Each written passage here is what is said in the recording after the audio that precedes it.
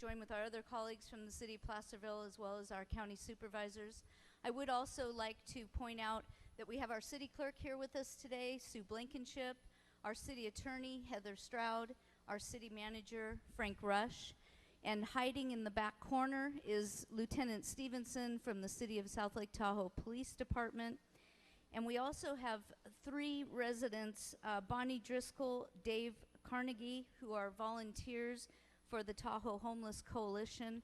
And we also have Dr. Marissa Muscat here, who was one of the original people that helped us put that homeless shelter together. So we thank you for allowing us to be here with you today. Thank you, Brooke. And we'll take this over to the Vice Mayor and start with the City of Placerville. Thank you. Hi, I'm Michael Saragosa. I'm the Vice Mayor for the City of Placerville. I also want to introduce Cleve Morris, our City Manager, down there at the end, and Commander Joe Renz here, as well as our City Engineer, Rebecca Neves.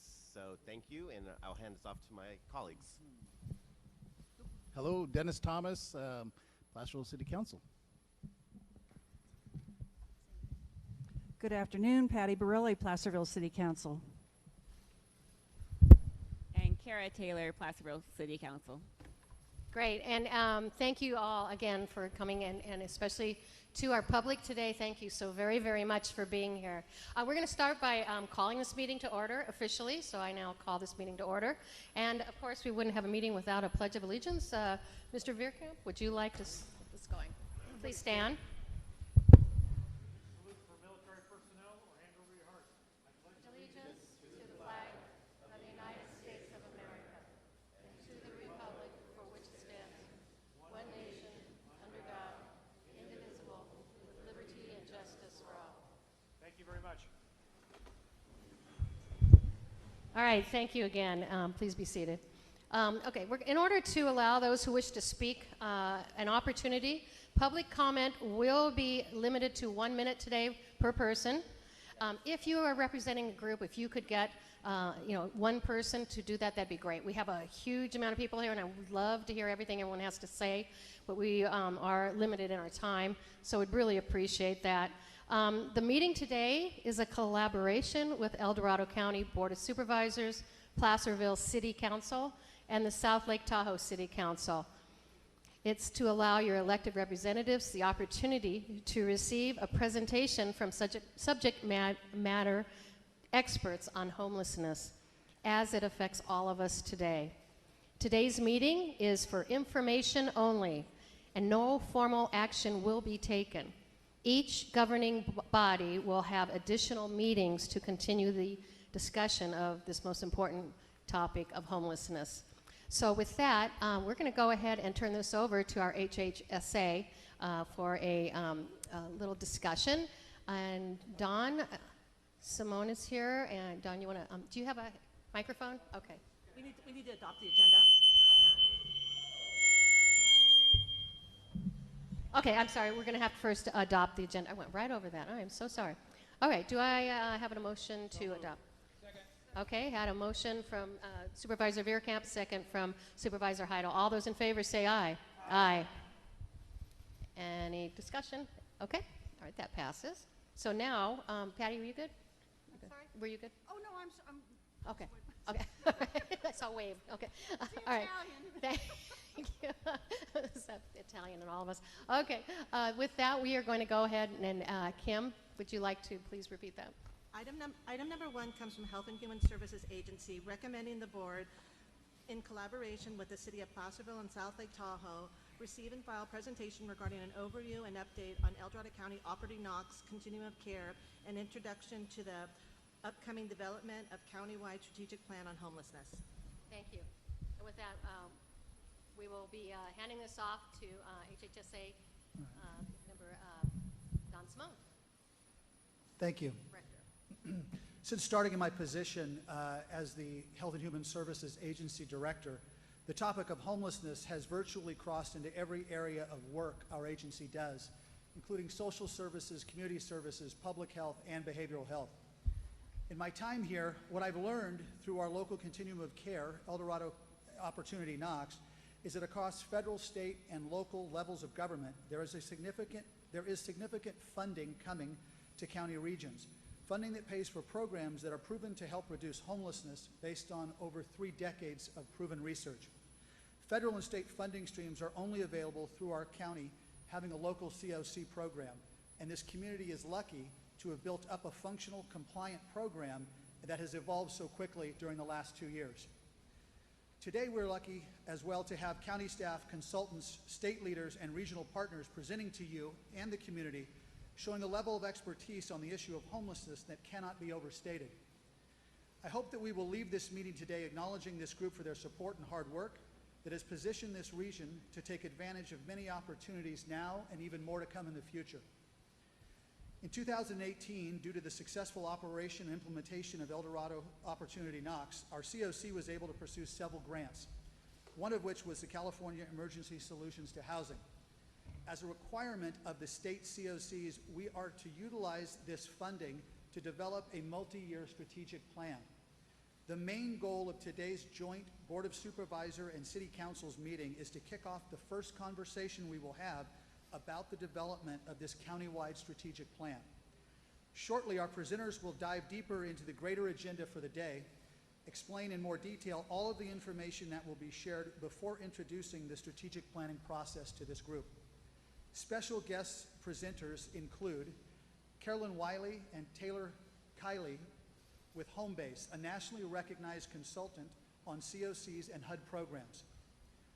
Lahela Maddox, Director of Local Partnership Program, State of California Business, Consumer Service, and Housing Agency, and our very own Daniel Del Monte, Deputy Director of Health and Human Services Agency. With that, I will pass things over to Carolyn and Taylor to begin the presentation, and thank everybody for being here today. Thank you.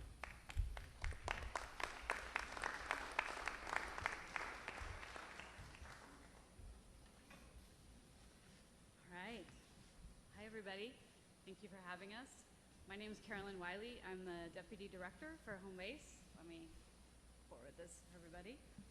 I'm Taylor Kiley. I'm Policy Analyst with Homebase as well. Okay. So we're going to talk a little bit about the continuum of care. First, okay. All right. Let me move it a little bit closer. Is that better for everybody?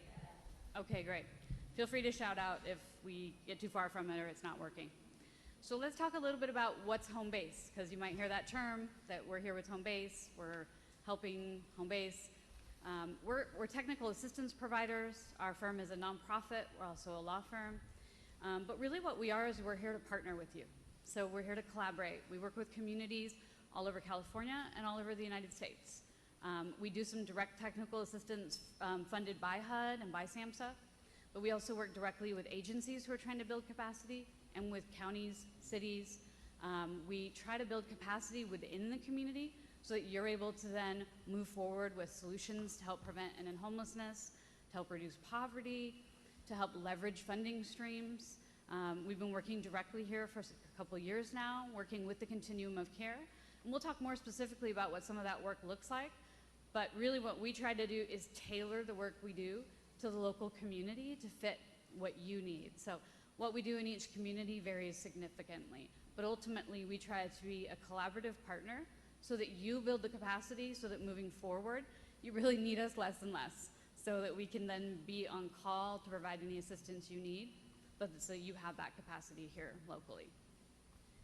Okay? Do you wanna? Thank you. So what can you expect today from this presentation today?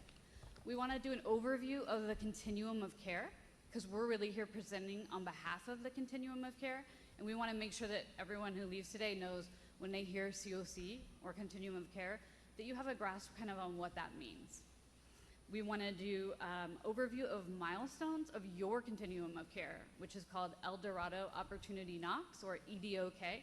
So again, I think you might hear that thrown around sometimes, and not everybody here or in the audience might know exactly what that is and how yours is special, and kind of how much you've progressed over the couple years. So we really want to take the opportunity to highlight that and show you in kind of broadly, but also specifically, because there's some very tangible ways that you have made progress in this past couple years. We're going to have a presentation as Don highlighted from the state, about some upcoming funding opportunities. And that's exciting because rather than hearing from us, you're hearing directly from them about what's upcoming. And there's some exciting ways to expand on affordable housing opportunities and directly help with homelessness. The point in time count. So this is something I think a lot of you probably are aware of because you guys do a really great job on a grassroots basis with doing that. So we have a snapshot of some of those results. And then we want to talk about not just, okay, what is the data, but how do we use the data? Why is that important?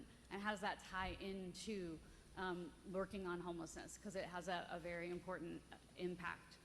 And then strategic planning. So we just talked a little bit about that, but I think a lot of you have the question of what is a strategic plan? Why are we doing it? How does it help us? And what's it going to look like? And also, when are we going to roll it out? So we're going to talk about that as well. And then we were going to have a presentation from a presenter from Santa Rosa, and unfortunately she got very ill over the last night and isn't able to come. So I'm going to do my best as a stand-in and give her prezi and talk about it. Home Base has worked there in the community and with them, so I feel like I can still share some of the lessons learned with you. But we'll do our best to bring her back another time because she's fantastic, and I think you would be able to ask some questions and really do some learning. So she was excited to come, and we'll bring her back. But I'll still go through that and share with you about that project model and what that looked like, because we wanted to give you one example of kind of a best practice housing model that can bring a difference in a community. So that's kind of what we're going to go through today, so you have that upcoming. Okay. So we've mentioned COC quite a bit. Continuum of care. What is a continuum of care? Let's really set the stage for what we're going to be talking about today. It's a coordinated community of stakeholders that is working together to meet the specific needs of the community. People experiencing homelessness, families experiencing homelessness, and so on. The COC collectively works to impact homelessness, prevents returns to homelessness, and mitigate the various impacts and effect that it has on all of the different sectors that touch homelessness. So it's really consisting of every sector, as Dawn kind of alluded to, that medical, criminal justice system, and so on. And so local collaborative providers, everyone has a seat at the table. And so we had a COC board and general membership meeting today where we talk about setting funding priorities, system policies, coordinating, aligning efforts, coordinating with other service system, that criminal justice system, the transportation system, hospitals. And then it also submits the application to HUD for the COC program competition funding that we're currently working on right now. And then also to the state for emergency solutions grants, which has been in the community for quite a while, as well as other funding sources that Lahela is going to be talking about today. So really it's a collaborative group that's going to be working through a system that includes housing, services, and supports. So we're working together to assess individuals and families, assess their needs and strengths, navigate the system with them, and then connecting them to housing and supports that they need. So who makes up the continuum of care leadership? We have a couple different groups. We have the COC board and the COC lead agency. The lead agency is El Dorado County Housing Authority. The lead agency is the one that puts together the collaborative application submitting to HUD at the end of September. We also have the HMIS lead agency. HMIS is the Homeless Management Information System, which is a system you're entering agencies that are working within the COC, providing housing and services. They enter their data about their participants in that system. We have a lead agency, the Center for Violence-Free Relationships, working on that. And then we also have the Coordinated Entry System Administrator, which is Tahoe Coalition for the Homeless. And they're really working to make sure that the referral process and the matching system between participants and housing providers makes sense, is safe, and is assessing the needs of the individual and households. Equal across the whole county as well. There's a variety of work groups that come in. We currently meet monthly regarding case conferencing, talking about the most vulnerable in the community to figure out how we can work together to serve those individuals. So here we have just the key partners in El Dorado County. This is an extensive list, and it's really great to see everyone have a seat at the table. As we all know, homelessness affects a variety of different sectors, so we try to make it as broad, as inclusive as possible. So if you currently don't see your department or your interest listed here, we'd love to make sure that you're included moving forward. One thing to note is part of the continuum of care is applying for federal funding. And right now I'm working with your collaborative applicant, which is the Health and Human Services Agency, on an application for funding. And part of that application is you have to list out, and in a very detailed way with a checklist, who all is part of that efforts, the homeless efforts, and particularly working with the continuum of care.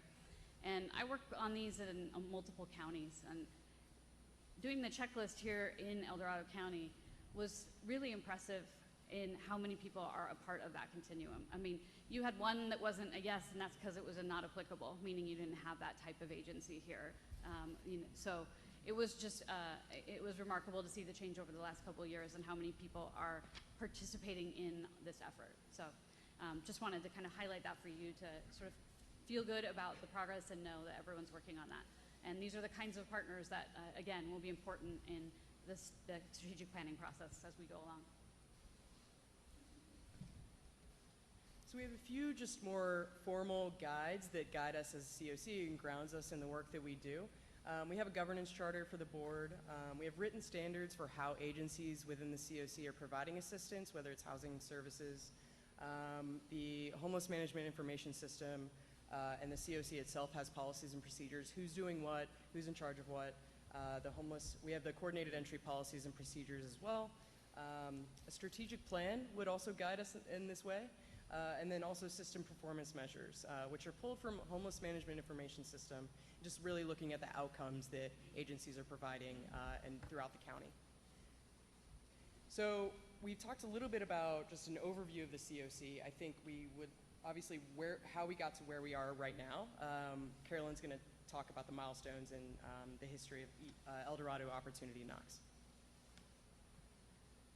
So I think it's important, as we move forward with, again, a strategic plan, to also take stock of, how we got where we are, and look at some of these milestones along the way. And so we created this slide to just kind of help you do that, and I'll just walk through it briefly. But again, this El Dorado Opportunity Knox historically was the beginning of creating the work group around homelessness and looking at wanting to do that. I think we have several people in this room who are key parts of that. I think it was already flagged. Supervisor Veerkamp, I know you were a big part of that. Some others who are no longer on the board, but were a part of that. Marisa Muscat, Tara, who was board chair till very recently of the current COC. So forgive me if I'm not naming everyone, but that was a really important effort and is still the building block and foundation of what you have today. Then a board was formed for that El Dorado Opportunity Knox. And so those were, again, sort of the foundations around starting the work here in El Dorado. Ultimately realizing that in order to access and leverage the federal and state funding, that you had to comply with a lot of the regulatory requirements. And so this board and this organization started working on ensuring that compliance, particularly with the HUD federal funding, and building a board that was compliant with that. And really part of what that brought in was this great stakeholder participation, because HUD requires that there be representatives of a great many subpopulations and a great many different types of stakeholders.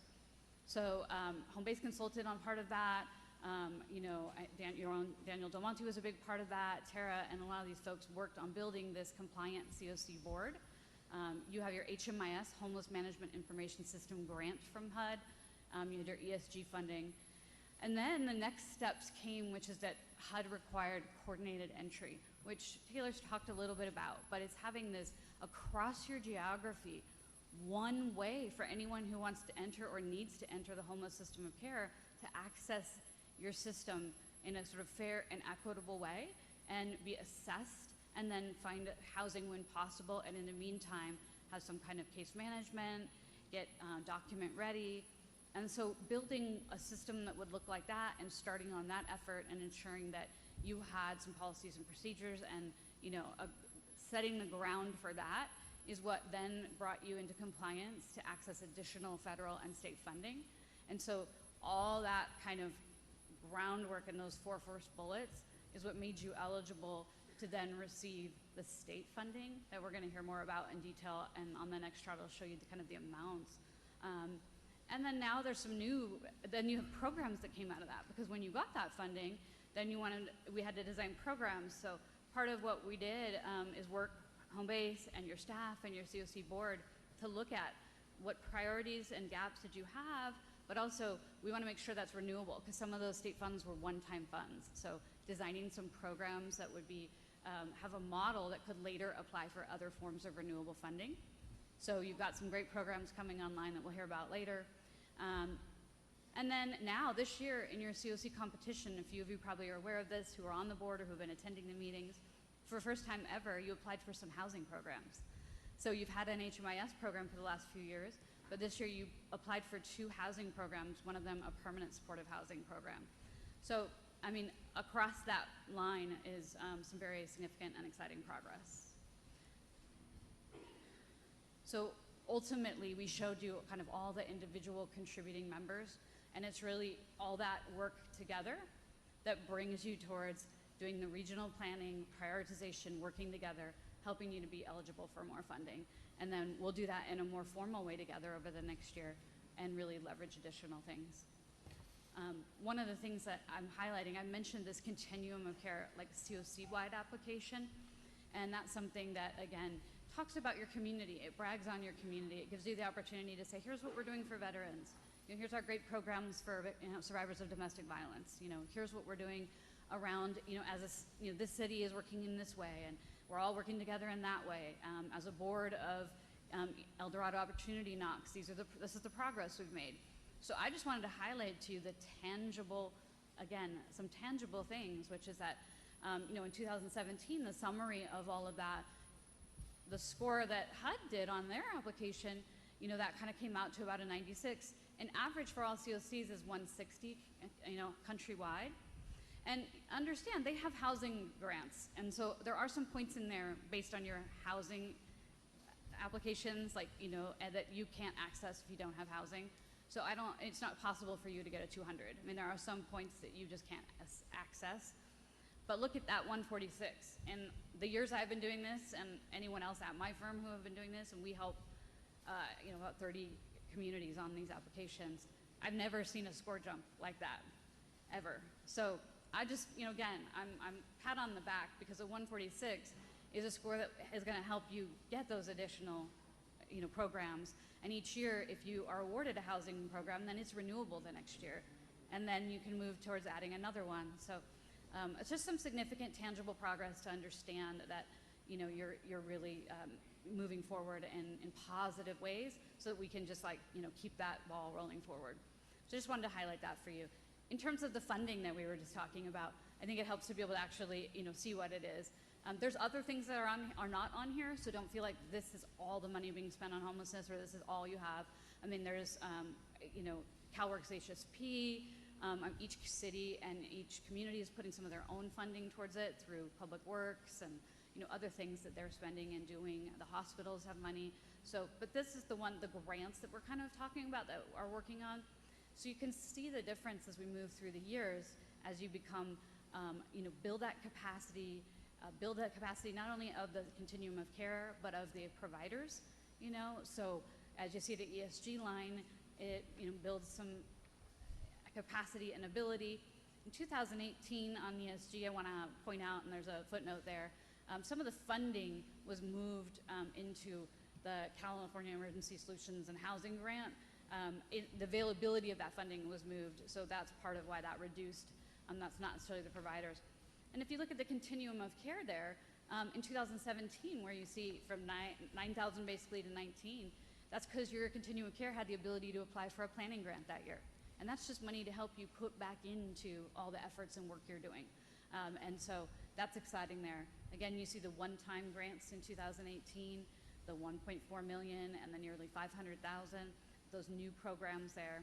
I'm gonna let Lahela talk a little bit more about the state funding, but just mark that out as a year of almost $2 million brought in. And all that is from those building blocks that we looked at and the hard work that this room and you all have done. So that's exciting. One thing on there is in the column, the cash column that I just mentioned, There's some programs that are, well, the HEAP and Cash, some programs that are coming online that actually came online in July. And Daniel wanted to just take a minute and describe those to you so that everyone can kind of get excited and see that tangible thing coming, already working in your community. So I'm going to let him come up and tell you about those. Hi everybody, Daniel Del Monte, Deputy Director with Community Services Division in HHSA. And before I get started, I just want to acknowledge how warm it is in here. So these machines are loud, it almost makes you feel like it's gonna cool off, but anyway. So the HEAP funding, actually let me start at the top. So the COC funding, as was mentioned, there's a database that is required in order to track the progress of programs, and that is paid for out of that $20,000, and also some technical assistance to the COC for the grant competitions locally. So that's what makes up the $20,000. The $73,000 and the $474,000 grants, those have not technically been received by the county yet. We've been noticed that we were awarded. However, we're awaiting an executed funding agreement from the state, and only through that can we then encumber those funds for programs. So, but those are coming soon. The ESG grant that you see of $73,000, that funds what's called supportive housing programs. So it pays for temporary rental assistance as well as supportive services for folks so that they can get into a unit and then get some support to retain that unit thereafter. The KESH grant of $474,000, part of that funds the whole purpose of us being here today. As Don Simone, my director, had mentioned, the state required that you utilize the funding to develop a strategic plan. So some of this funding is going to go toward the development of that. Some of this funding is going to go toward what has been talked about as coordinated entry. Again, sort of a county-wide intake into all of the housing and services programs, really helping us to simplify folks gaining access to what we have, and also allowing us to prioritize what we have for the highest cost, most vulnerable individuals in our community first. And then the last piece is paying for a robust report from the point in time count, which is a homeless census. I'm going to be discussing some of those data points today, but this funding will pay for a more in-depth report that we're going to gain access to over the coming weeks and time once we get that funding agreement from the state. But the HEAP grant, the 1.4-ish million, is already kicked off, which is very exciting. So we've had 4 projects that started as of July 1st. There's 3 projects through organizations that serve youth ages 18 to 24. The state required that in order to access these funds, you set aside a certain number of programs for homeless youth. And so these programs help us meet that requirement. And also there's a need in the community. So those programs ultimately connect folks with permanent housing, with supportive services, with rental assistance, allowing them to gain access to housing easier, and then support in retaining it thereafter. And then the 4th project from the HEAP grant is a partnership with El Dorado County Probation, and it's for the reentry population, so folks who are exiting jail and coming back into the community. It allows them to rent a home so that folks can transition directly into housing, and they can get some assistance with linking to permanent housing with rental assistance and supportive services as well. Programs like this significantly reduce recidivism as well as impact homelessness, and so we're very excited for that program to kick off.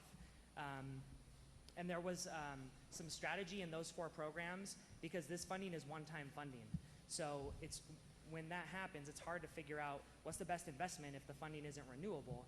So we develop programs that HUD does pay for through the COC's grants so that these agencies can not only impact homelessness now, but also get some expertise in those areas and then can compete for those funding streams as renewable funding streams, and then hopefully these programs can continue indefinitely into the future. The last portion of funds from HEAP was a little over $800,000, and that has been earmarked for a temporary housing program. It could be for the purchase, construction, or rehab of a facility associated with that project. There is not a project specifically identified yet. However, it's possible that through the strategic planning process, there might be a specific targeted project, and these funds could be linked to that, and that would be developed over the next months to a year. So That is a quick explanation of the funding streams, and I look forward to chatting more with you all shortly.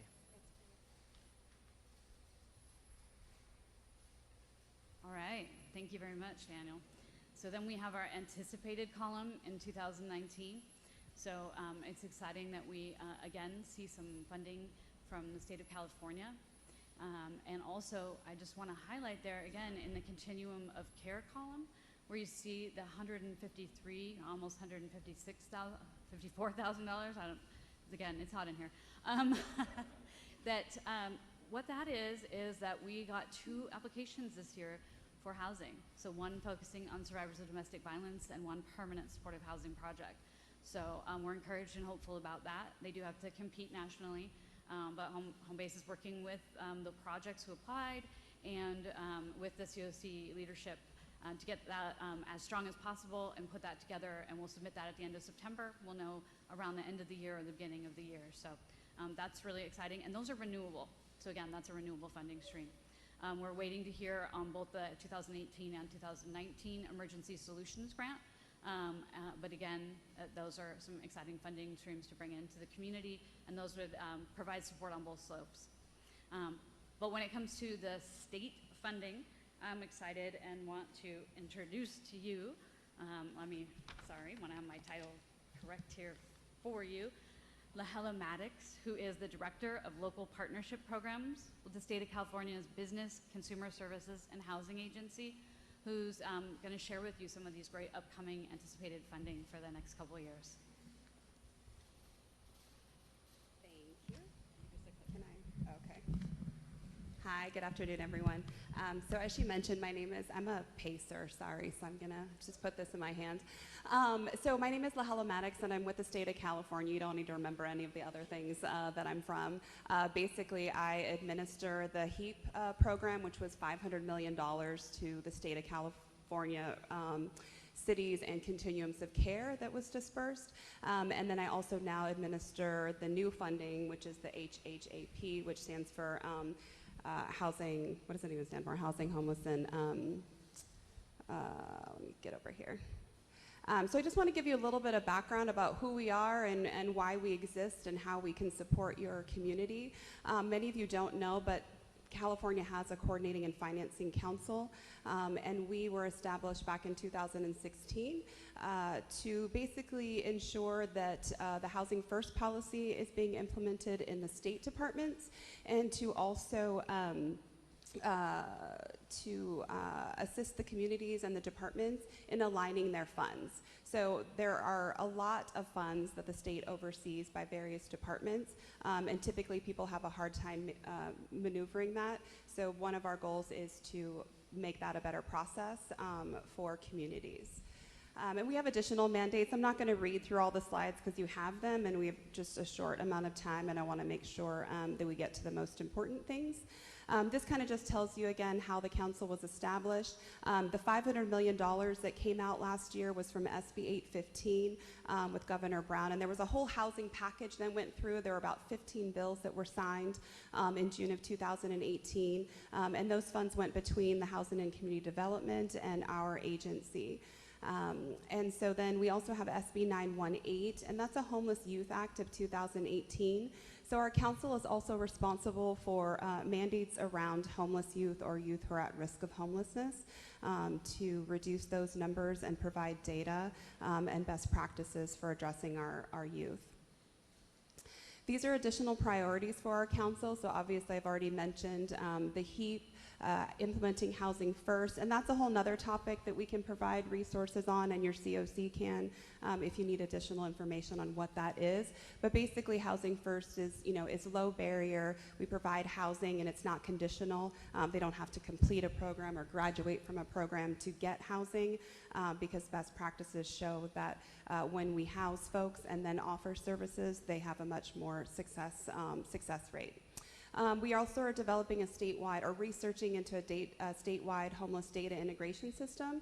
So you heard Homebase mention that the HMIS system, so that's a data system that your continuum of care must report into. That data goes up to the federal government. It bypasses the state. So we rely on the feds to provide us with data on homelessness in our own state, which it becomes challenging because then we can't really direct funding most appropriately. So we're in the process of exploring that. We also, like I said, are facilitating coordination between departments for funding, and then also to initiate a data-driven, evidence-based strategic plan. So your local COC has that responsibility, and so the state is working on one as well. And that, again, is just to help guide best practices, to guide funding, and that is a model that you are implementing in your community as well. I'm not going to go through all this because HEAP has already gone out, but basically the money went to the continuums of care and the 11 large cities in the state of California. We disperse those funds within 60 days of a completed application. It's not reimbursement. You've received your entire allocation up front. You do need to obligate 50% of those funds by January 1st, so that's coming up fairly quickly, but I think you guys are pretty much there, aside from your $800,000 that you're kind of hanging on to, which is fine. And then they need to be fully expended by June 30th, 2021. So that's a really short spending time, and that's because they are emergency funds, so the projects that Daniel already talked about will meet those requirements. As he mentioned, there was a homeless youth set aside of at least 5% because we know that youth need specific programs and specific services. So this is the new funding. It's Homeless Housing Assistance and Prevention Program, also known as HAP. And so it's $650 million one-time block grant. And again, what that means is it's one-time funding. It's not sustainable. It's not going to come again. You get your allocation and that's it. Not that additional funding wouldn't come in other forms, but for this particular program, it's a one-time funding. And it's meant to help your community expand or develop your local capacity and to also support regional coordination, which Homebase and Daniel have mentioned already quite a bit. So one of the HEAP requirements was to demonstrate collaboration, and one of the gaps that we discovered is that people don't really know what that is. Or we collaborate for a moment to fill out the application, and then we kind of go our separate ways. And we know that to address the homelessness crisis in the state, we really need to do a better job of aligning our resources. And resources aren't just dollars, they're staffing, they're volunteers, businesses. There's a variety of things that fit into that category. So the HAP dollars is really an extension of that, and we're asking that communities understand what regional coordination is, and to really have good strategic plans that address both your short-term needs, your immediate needs, as well as your long-term needs. And again, that's already been mentioned. They're going to go over that this afternoon. But it's really, you're at a critical time that you have developed that and that you're ready to implement that, because that is how you're going to access funding. One of the issues and why some of this funding has come out is that there is funding available, but not all communities have been able to access it. It's been very challenging to do that because you have to have all these things in place, but there isn't funding to put those things in place. So this funding helps aid your community to do that. So it is a separate program from HEAP. It has different requirements. I'm in the process of writing those requirements, which is why on the chart before, your county allocation is to be determined. Those funds are based on the 2019 point in time count, which Daniel will talk about afterwards. So once HUD releases the 2019 point in time count, we will release the allocation specific to your county. We already know what the COC allocation is, and that's because there's a floor based on the population. So the $500,000 is the floor, so we automatically know what your COC will receive.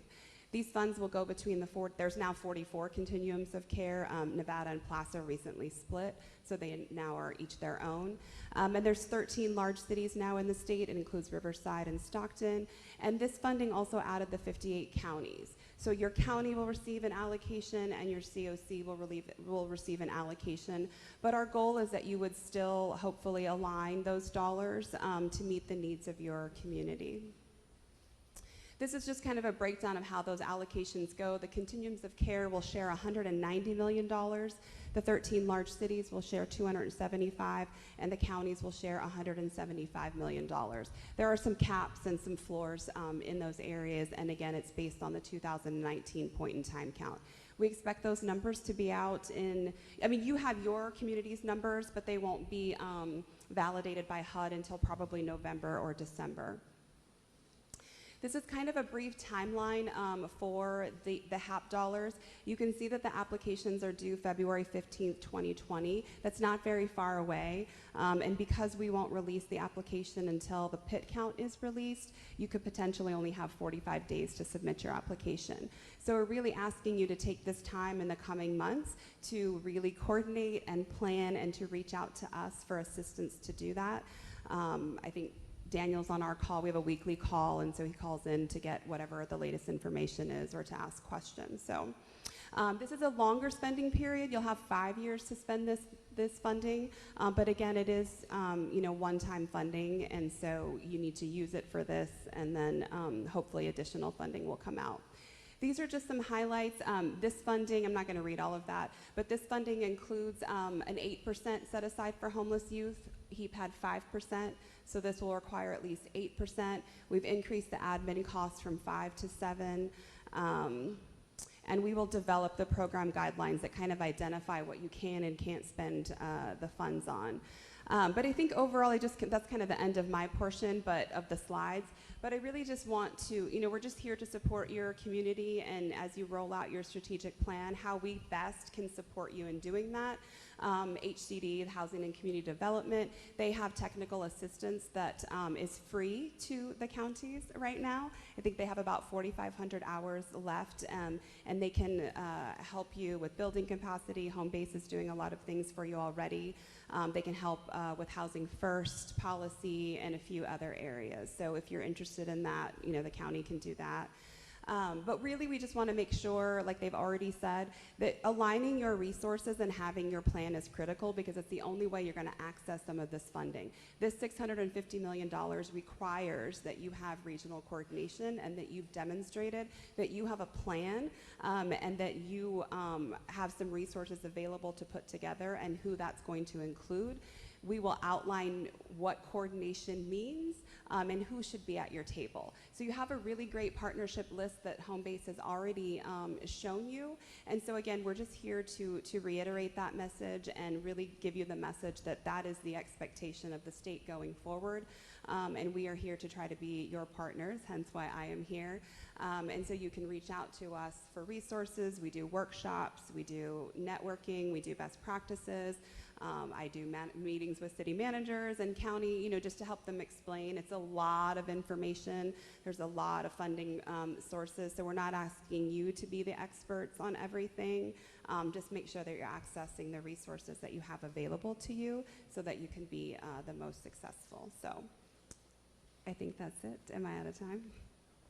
So I'm around the rest of the day, so if you have questions, feel free to find me. We can talk about best practices or anything else that you want to know from the state. All right, thank you.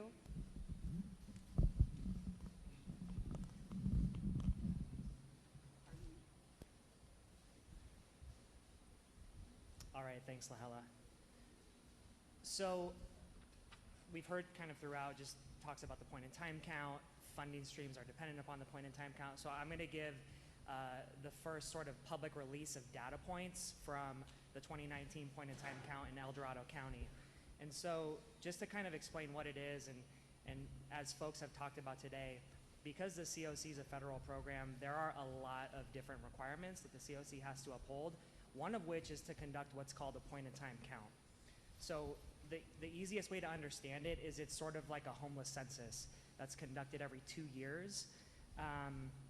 How the methodology worked for the 2019 count was unique this year, where we had a number of volunteers, at least 40 to 50 volunteers throughout the county that formed groups. We had currently homeless or formerly homeless individuals leading those groups as guides, and they were actually paid $15 an hour to support the effort. And these teams were responsible for canvassing every census tract in the county. Okay, and as they canvassed those census tracts, the homeless or current or formerly homeless guides could also point them to areas where folks tend to congregate or where there might be more activity, so that we were able to really get the most robust count as well as data points that the COC's ever produced. So I'm excited to share a lot of that today. It truly was a community effort. Point-in-time counts are conducted on the last 10 days in January nationwide. So every COC, every state, every county that conducts these counts have to do it within that time frame.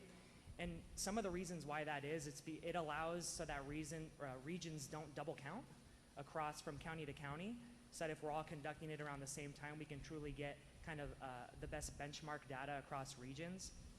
Additionally, during the colder months, as one would imagine, folks would tend to gravitate towards shelter, right, to be warmer and to not get sick. And so as folks come inside, it allows us to get a better count of individuals in our community. And then for those that remain unsheltered, you would imagine when it's colder out, they would tend to be closer to resources for their own well-being. So by coupling the sheltered count during the winter month and the unsheltered count at that time, it truly does allow for the best snapshot of homelessness region to region.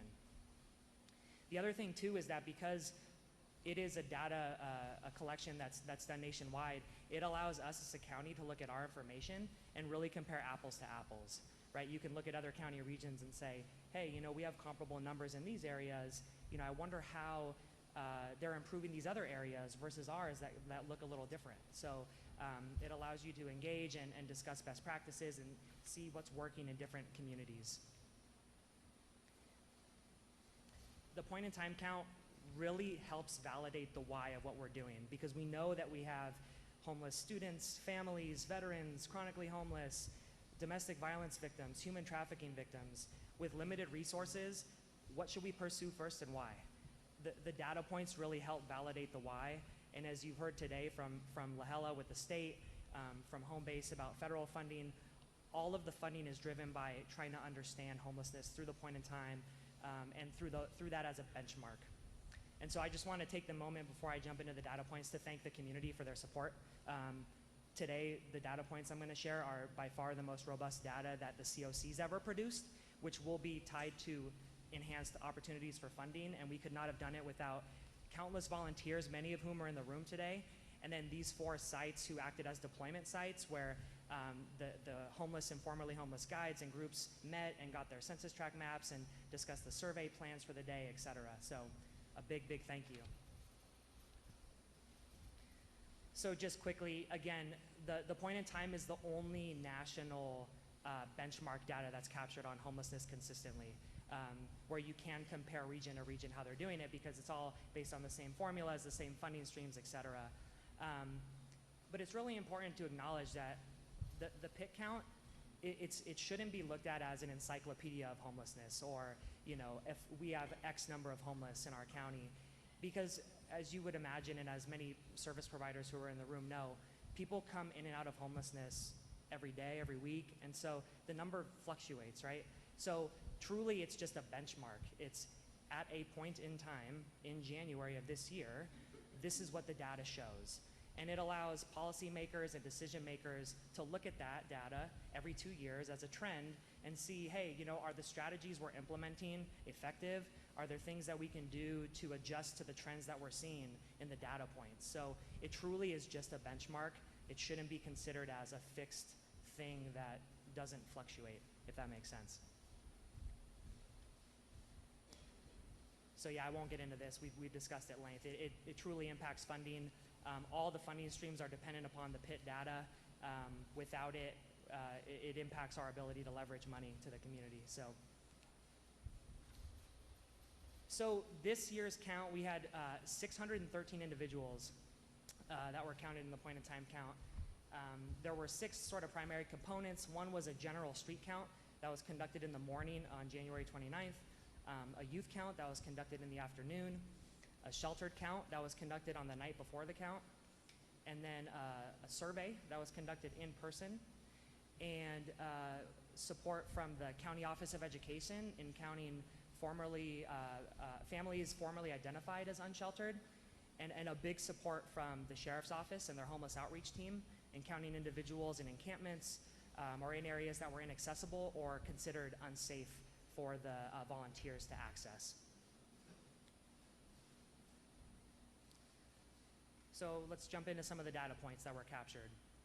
So this year, on January 29th, 22% of the homeless population were sheltered.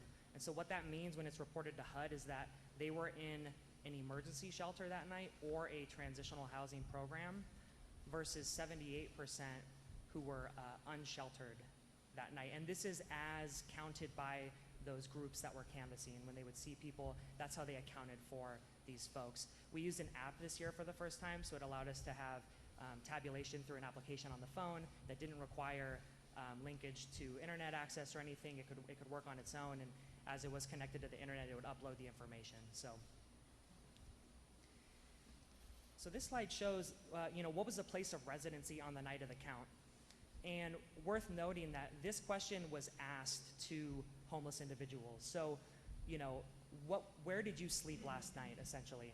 And one thing worth noting that on here, these are the categories that are sort of captured. And so you'll see that on the last slide, right? It was 22% were sheltered.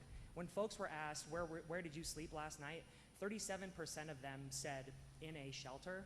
And so that could be for, wherever they were sleeping, they felt like these other categories didn't apply close enough to it, so they picked the shelter because it more closely applied to where they slept. Or it could be that if people refuse to answer a question, they're not forced to answer it. So it's easy to see that likely folks who were in those shelter programs participated in the survey a little bit more than folks who were unsheltered. But nonetheless, this was sort of being self-reported, if that makes sense, from the individuals that were interviewed. But we have some rich data. 13% said that they were in an encampment the night before, and so on and so forth, 14% in a vehicle. Worth noting that there's an other category. And so that would be for somebody who says, where I slept last night none of these categories really fit where I slept. So they choose the other category. Or it could be that maybe they didn't want to disclose where they slept. They were hesitant to share that information, so they selected the other category. But it could be a garage, a barn, just some other sort of place that they felt these other categories didn't apply to. So in terms of the location, about 1 in 5 were in the South Lake Tahoe Basin, and about 4 in 5 were on the western slope. And it's worth noting that HUD, the COC is required to serve the whole geographic county. The PIC count doesn't require that you sort of go jurisdiction to jurisdiction, for example. So innately, it doesn't capture, for example, Pollock Pines compared to Shingle Springs compared to South Lake Tahoe, for example. We have a unique ability to look at the data here because just of the unique geography of the county, just that there's if you didn't notice, a massive mountain range that separates our county. And so simply by the fact that we had teams that were responsible for certain census tracts, were we able to see clearly these teams had this in their tabulations and clearly these teams had this. So we were able to see the disbursement from the west slope to South Lake Tahoe Basin. So residency statistics, very interesting and worth noting that about half of the homeless population were lifelong residents of El Dorado County. And one other thing worth taking away from this slide is that about 80% of the homeless population were residents for a year or more before becoming homeless. And what I've seen reported in PIT counts in years past, this is consistent with what's reported. Usually I see somewhere between 75 and 85%. But in 2019, for example, Placer County reported that 75% of their homeless population were residents for a year or more before becoming homeless. Nevada County reported 80% being residents for a year or more. And there were some jurisdictions like Solano and Sacramento counties that reported 93% of their homeless population being residents for a year or more.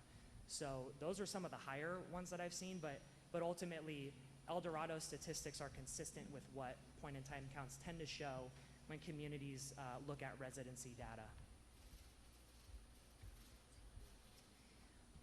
60% reported that this was not their first time homeless, so they've had multiple occurrences. On the right, you see that about 53% have had 4 or more. This is used for definition purposes. Folks often hear the term chronically homeless. There's a specific definition on what that is, when it's tied to programs that serve the chronically homeless. So in short, it's somebody who's been homeless for a year or more in duration, and they have a disabling condition that prevents them from retaining housing. And so, or it can be somebody who's had 4 or more episodes that equal a year or more. So this just helps us to understand how many chronically homeless are in the county on the point in time count. So age breakout, there's almost a third in 3 categories. You can see about 31% are age 55 and older. And on the other side, about 31% are 24 and younger. So there's almost 1 in 3 that fall into those sort of 3 broader categories. So with 31% being 24 or younger, worth noting, fantastic timing to have 3 of those programs from the HEAP grant that are serving individuals age 18 to 24 to get into housing with supportive services. So, but clearly there's needs across the age spectrum. So this slide breaks out the race. What was interesting is that the race breakout is almost identical to race data as reported in the US Census data for El Dorado County. So for example, if you Google the US Census for El Dorado, it suggests that 89% identify as white, here 85%. In the census, 1.3% identify as American Indian or Alaska Native. Here you have about 4%. And 1% in the census identify as Black or African American. Here you have about 5%.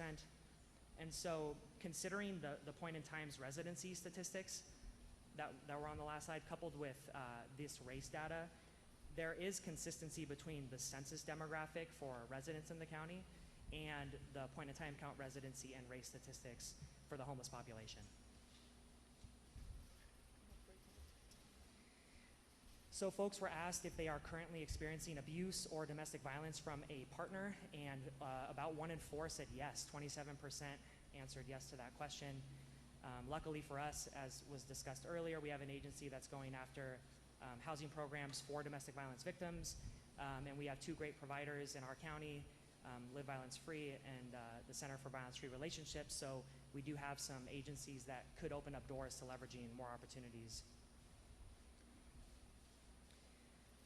This slide discusses disability types, so in case folks can't read in the back, about 30% identified a drug or alcohol abuse, 7% developmental disability, 24% physical disability, 42% a mental health disability, and 36% chronic health problems. And by the way, as mentioned, once we get the funding agreement from the state, there's going to be a full report on this stuff. So these are just data points from it, but there's going to be a more robust report that will be available to the community. It's going to be posted on the COC's website. And so please know that this information will be coming out. This is just the first conversation with what we were able to access without those funds in place. What's interesting to note is that, despite folks, and these are people, they might have had one of these disability types or one or more of them, but despite that, only 18% are accessing disability benefits. And so it would appear that if there's this level of disability in the homeless population, that more folks would be eligible to access state disability, for example. And so, how can we get folks connected with that income stream so that they improve their ability to leverage housing or resources that they need to retain the housing? And another often overlooked impact of not looking into this, of course, beyond helping the individual get out of homelessness, is just the economic impact. There would be more funds that an individual spending at local grocery stores, to landlords. So these are funds that our community is missing out on simply because there aren't enough of folks with disabilities able to access these resources. So just an example of how you can look at the data and say, hey, how can we do better from this benchmark? So employment status, about 39% reported being unable to work, which is a sounds about right. I mean, 36% on the last slide had a chronic health problem, right? And 7% had a developmental disability, and so on and so forth. So there would be a percentage of those with disabling conditions that may not be able to work. Would be fantastic to connect them with non-employment income, as I mentioned, and help improve their likelihood of getting out of homelessness. Worth noting that 14% are working part-time. So there is a sort of working class homeless population, if you will, or however you want to call it. But there are folks who are without housing and are working. There was a report that came out in June of this year from the National Low-Income Housing Coalition. They reported that California as a statewide, ranks second highest among all states in wages needed to afford average rents. And they said that California residents on average need to earn $34.69 an hour to afford a two-bedroom unit, the average two-bedroom unit. And so sort of consistent with that, there was a report put out in August from California Housing Partnership indicating that in El Dorado, renters need to earn an average of $34.13 per hour to afford a median monthly rent of just under $1,800. So those, both numbers are in the $34 range. It's consistent with in both reports. Other stats that came from the National Low-Income Housing Coalition was that there are about 40 million residents in our state, and there are about 1.3 million households in California who earn 30% of the area median income or lower. And so about 1 in 40 households that meet that threshold. And for those households, there are 22 affordable units per 100 households, right? So my point in sharing these statistics is that having a job is fantastic, but having a job alone doesn't seem to be the full picture in folks accessing housing, right? And so if there's jobs that pay as low as $12 an hour, but an average renter needs to earn up to 34 plus, clearly there's other things needed to help improve the ability for homeless individuals and households to access housing. So I mentioned earlier the sort of occurrences of homelessness and meeting those definitions. So about 1 in 6 individuals were identified as chronically homeless. About 1 out of every 13 were identified as a veteran, and there were 20 families that were identified in the point-in-time count. It's worth noting, though, that if folks were surveyed and engaged, and for example, they were a veteran, and they didn't disclose that they were a veteran, then they wouldn't be counted here. Additionally, if there's an individual who has a child living in their home, and maybe they're fearful of their child's safety, they don't want them to be taken away, et cetera, they wouldn't be reported here. So it's likely that these underreport the figures out there. However, worth noting that this is sort of, again, just as benchmarks of data, how everything played out in January. So this slide just highlights a few counties. Kings, Tulare, obviously 2 counties, but they have they have one COC that covers both counties, and Solano. And the point in showing this was just that they're sheltered and unsheltered or close to ours. If you might recall, we have about 22% that were sheltered and about 78 that were not. I also discussed the residency statistics and how there's commonalities across point-in-time counts. Really, the purpose of this is to explain that because this data is gathered consistently across all regions, again, it allows us to look at other counties and say, hey, there are common areas here, but these other areas are different. How can we look at what they're doing? How can we adopt what seems to be improving their benchmarks locally in El Dorado County? So for example, Solano County reported 36% of their homeless population being unable to work.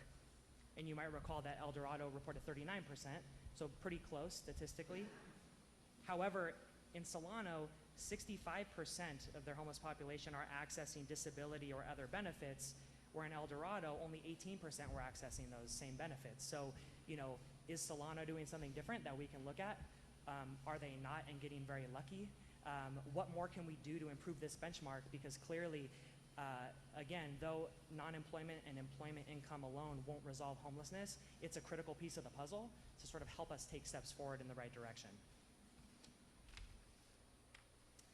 This map is obviously impossible to read, but it's a map of COCs across the state of California. It's also outdated now, so when we put this presentation together, the map has since been updated again.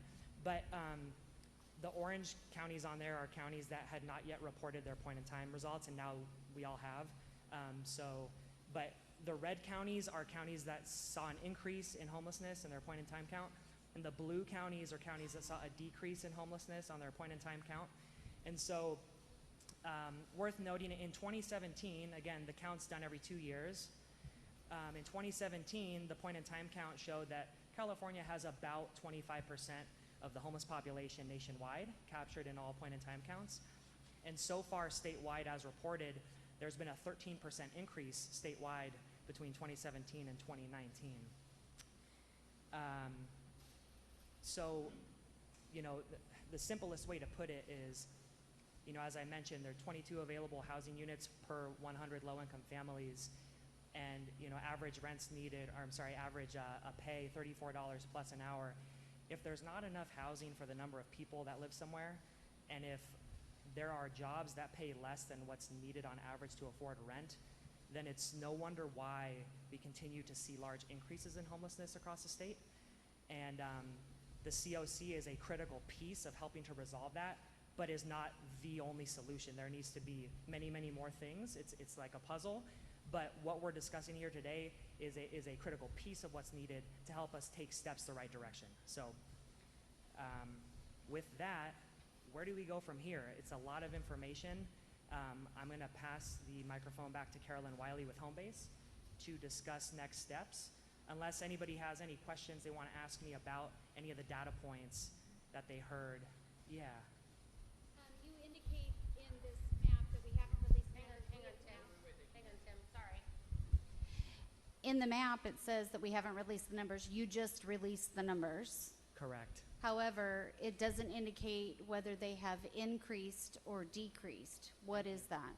Yeah, so we saw a slight increase. In 2017, I believe we had 602 homeless individuals. So this year we had 613. So it's about a 1% increase. But there were counties, you can Google this map. I mean, there were counties with tremendous increases. You know, there's, you know, the HOT team has done a fantastic job in their outreach and connecting folks with housing. The COC's increased funding, and there's been more programming coming out. There's a lot of reasons why our numbers may or may not, you know, move up as quickly or differently, but again, not to be considered a catch-all, just a benchmark, a piece of data to use to really help us try to define a direction. Yeah, how do you account for the counts happening in January, especially up in Tahoe when we have the winter season, we have seasonal migration of homelessness? How is that accounted for in the system to make sure that the resources get where they need to go? Because I'm sure our homeless population is much larger in the summer in Tahoe than it is in the middle of January. Right, that's a great question. So certainly there is a percentage of folks who are mobile, right, who might sort of travel from place to place. But again, the idea that it's conducted in January, first, it's a federal requirement, so there's not, you know, we can't sort of choose when we do that. But also what I would say just personally is that if folks are in the community in January when it's snowing, they are very, very, very much homeless, and probably from there, because there's a reason why they're not trying to escape sort of a snowy region. It would be, you know, important for jurisdictions to look at developing a system based on first targeting the longest term homeless in their region, the most vulnerable, the highest cost folks in all of our systems, and those, quite honestly, that are more likely to pass away because of their health conditions and those things. So, you know, it's important to look at data in HMIS year round and see what trends happen so you can capture things like that and quantify sort of, you know, a mobile population during warmer months, et cetera. But in terms of, you know, where you start, the reason or the fact that it's conducted in January really does help focus, I think, on the first priority for jurisdictions, and that's, you know, their longest term homeless. And again, by the data, that's predominantly our residents. Thank you.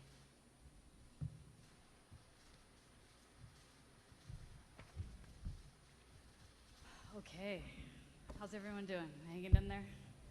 Forgive me for shedding the blazer, but I figured you wanted me to come back, so that seemed more important. Okay, so we heard some really interesting and great data about the point-in-time count. We've heard about the progress of the COC. now let's talk kind of where do we go from here? So some of the things we heard about in the data are that there are some significant needs. You know that from your communities, and now we've seen some data to kind of put numbers to that. So that raises the question, and it's a question you probably deal with a lot, is, you know, how do we prioritize? What do we prioritize? What steps do we take? How do we align the efforts? And so that's kind of the answer of why are we doing the strategic plan in some ways, is because it helps us to have those conversations, to set those priorities. We can use that data, we can look at best practice solutions, and we can have that collective conversation. So that's kind of the where do we go from here. Why do a strategic plan? I hear that question a lot because I think that, you know, we all have seen strategic plans that are this thick, that are made and then maybe sit on a shelf somewhere. And I think that, you know, we want to make sure that that's not what we're talking about here. We want to do a strategic planning process that builds a kind of collective movement that has the conversations about identifying needs, identifying gaps, and then can get everyone moving in that same direction. So there's certain subpopulations. We want to hear from the experts on those, hear about what those needs are, and then build an action-oriented strategic plan. We want to identify metrics that can see if we're making progress on those things that we identify. And then we've heard that having such a strategic plan that has the collective action of the people we had on the slides, of people we've heard from that have been involved, all that is a requirement to access certain funding. So if we want to continue to build and actually make progress on this issue, not only do we need the plan to make the steps to move forward, we need it to access the funding. So there's a lot of good reasons to do it. It's not just because we have to, it's also because we need to actually make some progress. There's also maybe the question of why home base. I think, you know, one question is it's helpful to have an outside facilitator sometimes to work through these questions of prioritization. Prioritization's sometimes hard. Those can be hard conversations. Why specifically home base? We do have a lot of experience in this area. We do strategic plans of all different kinds. Our focus is on homelessness and housing. But really, as I said earlier, it's not about us, it's about you. We don't have a out of the box, you know, here's the strategic plan, fill in the blanks. What we do is we say, what's gonna work for you?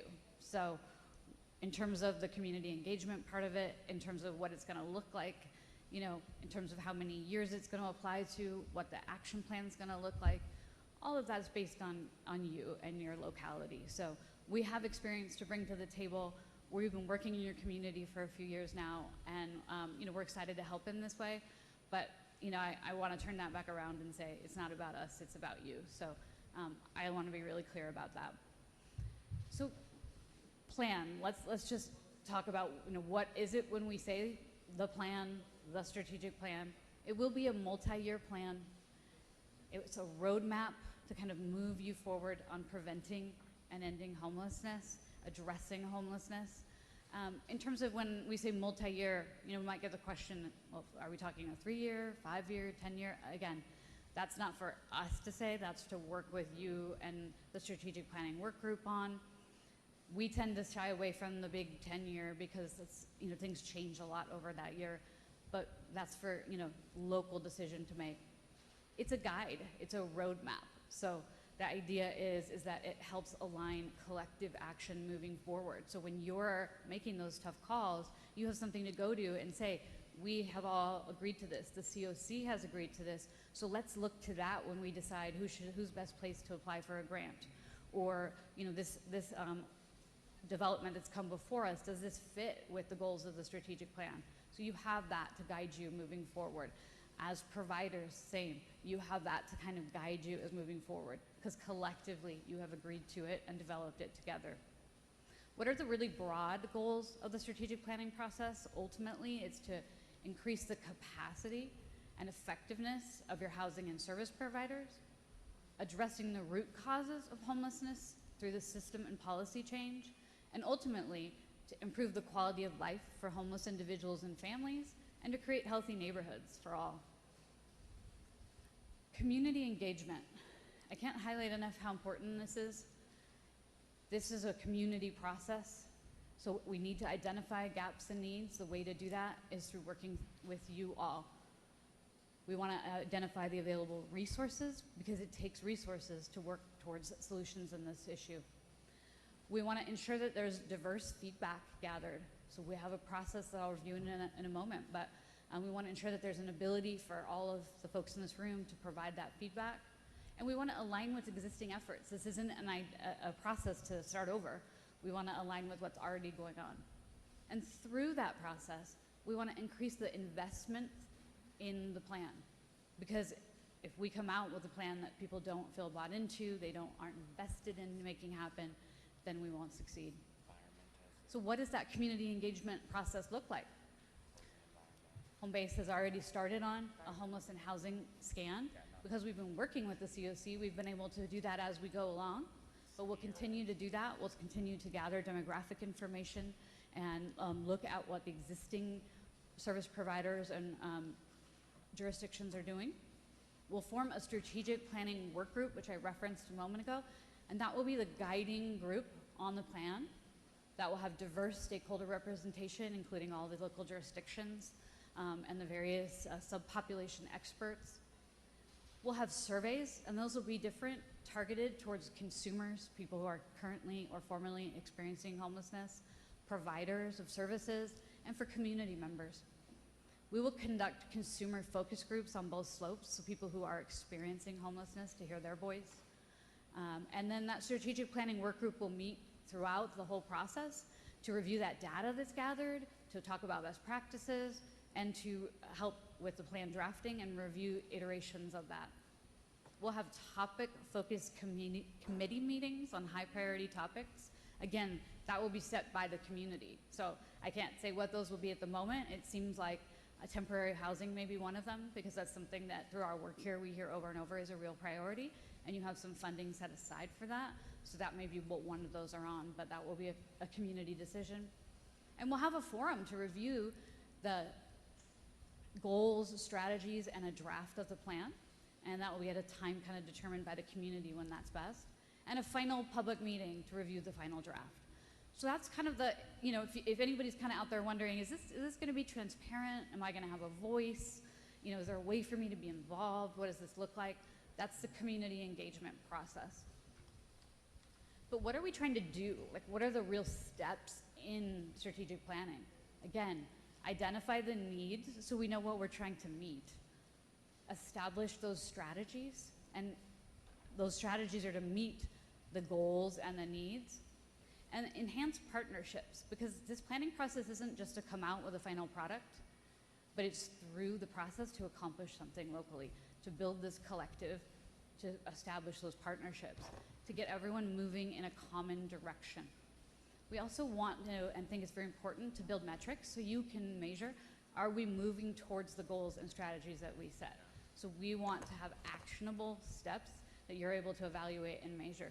We're also going to help you build the first year implementation plan.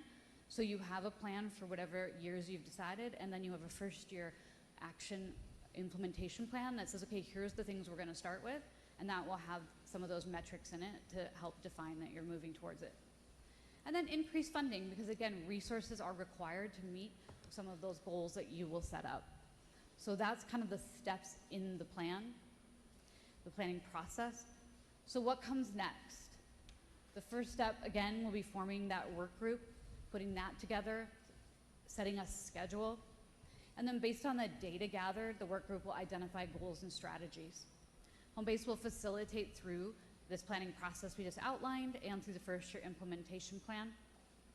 I did put together just a few goals because I don't want this to seem so nebulous, the way you're saying, well, what goals, strategies? These are all just kind of words out there. Help us out here for a minute. These aren't necessarily your goals because you'll come up with them, but this is kind of the idea of like the broad goals the community might have, based on housing. I've been hearing this obviously today, here throughout the state, increasing access to safe and affordable housing options, including low barrier in particular, low barrier shelter, and permanent supportive housing. Those are obvious needs here. That might be a broad goal. Then you would help develop what are the strategies that would get you there, and then some specific action steps, say for the year one.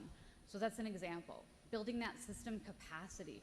So not only in the system, maybe also for the individual providers that need additional capacity to help handle the funding. Supportive services. As your providers are asked to handle individuals who are the hardest to serve, they may not have the capacity to do that. So you may need additional supportive services, additional training. So those are all the kinds of things. We've talked about coordinated entry today, prevention and diversion.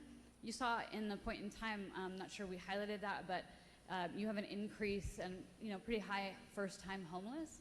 So again, with prevention and diversion, that might be a target area with increased funding there, where you can reduce the inflow. So they can have some goals around that with some of them, maybe the one-time state funding. And just addressing the needs of the individual subpopulations. So those are just sample goals that might be some areas where you would look at, and it would be the work group who did that. Again, with system capacity, that's one of those goals I highlighted. As you have this increase in funding that we looked at, circling back to the beginning of the presentation, that chart, that's a pretty significant jump from $10,000, $20,000 just a few years ago to a couple million, and looking at additional increases in one-time state funding, having the capacity and the staffing to administer those grants, to provide the technical assistance. So those are all things to think about. Does the continuum of care have adequate staffing to do that?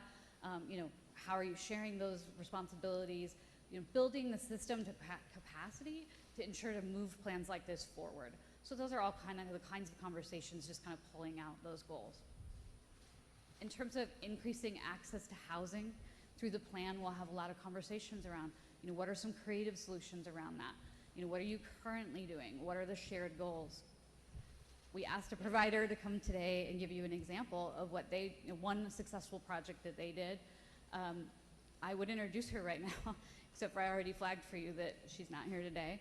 So I am not Jenny Lynn from Santa Rosa, California, but I am going to attempt to give you some of the information from her prezzies. So I'm sorry, you have to do more of the same person, but it's a project that the reason I've asked her to come to a couple of COCs and talk about, because I haven't seen such great outcomes in very many projects, and that doesn't mean there aren't great housing first projects, but this particular one was exciting, and I like to have her come talk about it with people, because I think sometimes it's hard to imagine how can a housing first project work and what are the impacts on the people and the community, and I think that this is a really good example of that. So I'm going to take the mic over there where I can actually see this, or I won't be doing anything because I certainly don't have it memorized. So, it'll zoom in. On that one? Yeah. Oh, okay. Forgive my inexperience with Prezi and with this presentation. One light for her or not working? Okay, great. So again, I'm not Jenny Lynn from Santa Rosa, California, but we're going to thank her for actually having put this together and her willingness to have, I'm standing in front of you, to share this with us. So, sorry. So Catholic Charities of Santa Rosa serves 6 counties. They care for seniors, councils, immigrants, and they deal with poverty. They have an annual budget of $11.5 million. They do homeless and housing services, and Jenny Lynn is the director and focuses on that. They have a Clean Start mobile shower trailer conservation crew. I guess I shouldn't stand here. Let's see. Okay. I'll sit right here. Drop-in center. They have a coordinated entry program. We talked about that earlier today. They've really expanded that over the last 3 years. They have 3 emergency shelters with capacity that you all may not all be able to see, but 213 bed shelter, 138 family, 26 medical respite. They do rapid rehousing, which is helping people with sort of temporary services and then placing them in their own apartment, helping them get a lease and then eventually to stabilize into that unit, and then they'll taper off the services. Then they do permanent supportive housing, which is where they help somebody indefinitely with intensive supportive services. So in very teeny tiny letters, we have some information about homelessness in Sonoma County that's similar to the stats that Daniel just shared with you. And they, at the time when they prepared this, didn't have the 2019 data released yet. So she was sharing with us their 2017 and was going to bring today their 2019. So again, unfortunately, I can't have that for you today. But they have their, in 2017, they had 23% in emergency shelter, 17% in transitional housing, 32% on the streets, 2% in abandoned buildings, 18% in cars, and 13% in encampments. I'll flag for you that one trend we've been seeing is a very large increase in the amount of homeless, unsheltered homeless in cars this year. So that's something that I think is we're really going to see some focus on in the next year or two. And if you're interested, there's a program in Santa Barbara County, safe parking program there that does some really good work, and they have even a manual. So if anyone's interested in that, I'd be happy to connect you. Oh, look, it's a lot bigger. Again, I love how I'm embarrassing myself with this. I apologize. Okay, so there's the numbers I just went over, and everyone can read it. Their total homeless population in 17 was 2,800. There's quite a bit of detail around the breakdown in their various communities and the trends. They had been on a downward trend from 2015 to 2017. So you can kind of see that. My understanding is it went up in 2019 a little bit. They're unsheltered, just very similar to yours in 2017, 78% and 22% sheltered. So there's some similarities between their area and yours. So one of the things that she wanted to really highlight for you today, and one of the things that I think she speaks to very well, is why housing first. And again, Lahela talked a little bit about housing first for you and what is that. And the idea of that is rather than feeling like people need to reach certain benchmarks before entering your program, whether that's sobriety or income or tying them to mainstream benefits, the idea is that we want to get them sheltered inside and then help them reach those areas that are important to them. And rather than requiring that they participate in certain things, you encourage that and find the things that are a good match for them. And statistics have shown that this is a very successful way of working with people. And so essentially, in her programs, she has found that to be highly successful. So I think she's really good at talking about how it's an evidence-based practice, that one study found an average cost savings on emergency services of about $300,000. So, I mean, on a human level, it's very effective, and with people, it's savings to the program, but it's also on a community level. There's been savings in studies for the community. So for policymakers in the room, and for the hospitals if they're in the room, there's been savings on that level as well. So federal, state, county policymakers, there's a consideration of, the COC has already adopted housing first. The state has already adopted housing first. But on a local level, that's something that you can commit to through the planning process as well. So that's something, why we wanted to kind of highlight that as something for you to consider and be aware of and see a success story. Mission and values alignment. So in terms of homelessness in Sonoma County, they had increased visibility of homelessness in 2015-16 in downtown Santa Rosa, a tight housing market, which you're seeing. They had a lot of tensions between neighborhood and businesses, and this is going on, I think, in a lot of California, but particularly in Sonoma and Solano, where we were doing some work, they were having that. And, they do a survey there of asking residents, what's the top issue for you of concern? And it had risen to being the top issue for the majority of the residents surveyed. So, they felt like there was an overall lack of progress on this issue. So there was a hotel there called the Palms Inn, and this hotel they decided to use as a renovation. So this is the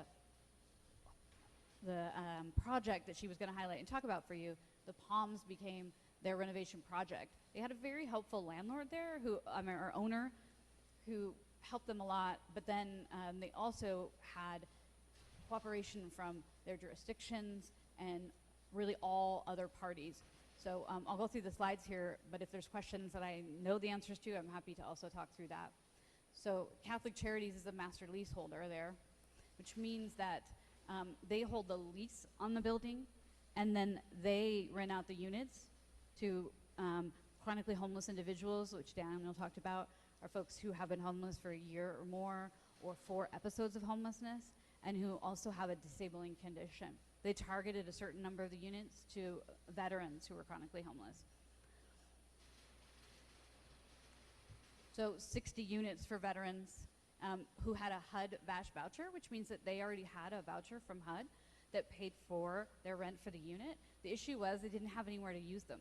So they had vouchers that were actually not being used in the community. They also had some HCV vouchers from their local housing authority that weren't being used. So this was kind of a win-win situation where they found a location, they renovated it in a low-cost way, and then they used vouchers that already existed. So 60 units for veterans, 44 for those experiencing chronically homeless, but they targeted those who were like the highest vulnerability index, who they found many of those were the highest visibility in their downtown corridor. So again, then they got a lot of support from their businesses and the public. Catholic Charities acts as the property manager, and they have 24/7 supervision using 2 formerly homeless resident managers on site. That helped build relationships between those who are living on site and those managers. They provide intensive supportive services, on-site case management. They have support groups and community workshops. They provide medical services, food distribution, and it really became a hub of services for the surrounding community. And that some people reading that might get concerned, but it actually did so in a positive way because of the way they cited, a whole host of community services. They had the on-site managers. Here's a couple of pictures where you can see they have gardens and outdoor spaces. It almost has like the atmosphere of a park in the backyard there. They do a community music room, community meals. Again, this aligns with Housing First. It was the first project there that aligned fully in that way of serving the most vulnerable off their assessment list, where they assess people and then put them on their rankings based on that. So they took from that list and they built the program to meet the needs of those who wanted it, rather than sort of making people meet the needs of the program. When she tells the story, she says the first few weeks were rough. You're moving people in, some who haven't been indoors before. And so they had to work together to make that work. A lot of intensive supportive services. So it's not an easy transition, and this is what I was referring to with the strategic planning. Some of the goals are going to have to be around looking at your programs and what supportive services do they offer, and do those need to be, changed or enhanced to help serve this population. But kind of once they got through that transition, these are some of the results. There was a reduction in crisis services. The admittance to the emergency room and inpatient hospitalizations reduced by 45%. Interactions with law enforcement reduced by 77%. Ambulance transportation reduced by 56%. Usage of crisis services like suicide hotlines reduced by 98%. This is what I mean by, these are incredible outcomes, and it was really, win-win for both the residents and the community. Some other outcomes. After 1 year of operations, veterans homelessness declined by 23%, chronic homelessness declined by 20%, and overall homelessness in Santa Rosa declined by 16%, and they considered that their downtown corridor was revitalized. Were you pointing there was a question, or? Okay. Maya wanted a slide. Maya, I've got a hand that I can give you.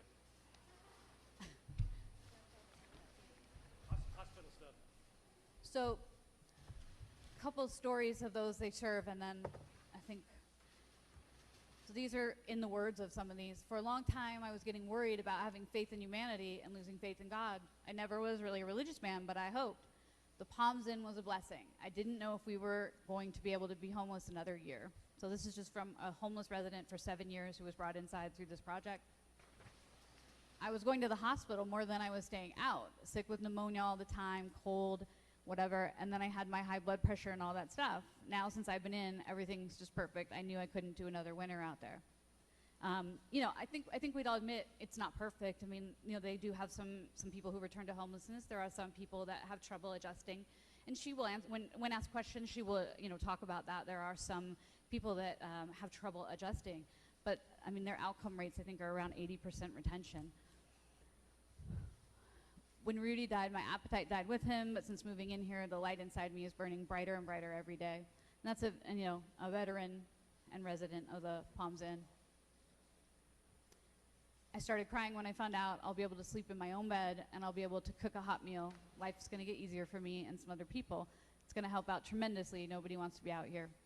And you know, I think there is a misconception that some of the folks who are the hardest to serve and who are chronically homeless don't want to go inside. And I'm not, there may be some who feel that way, but in my experience, often the strings attached, or the perceived strings attached, are the reason that they don't want to go inside.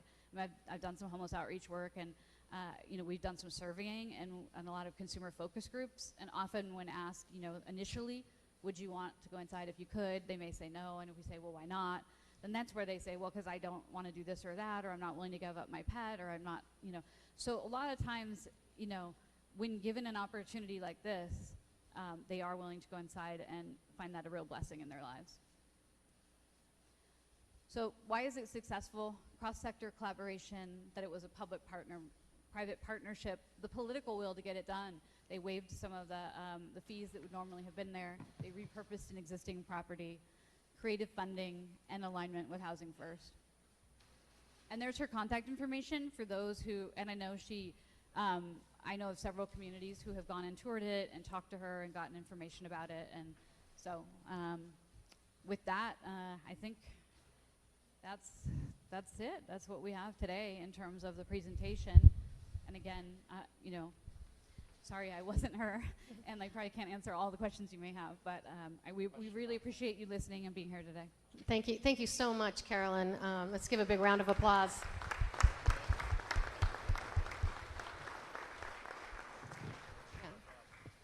Yeah, we might want to the lights back on.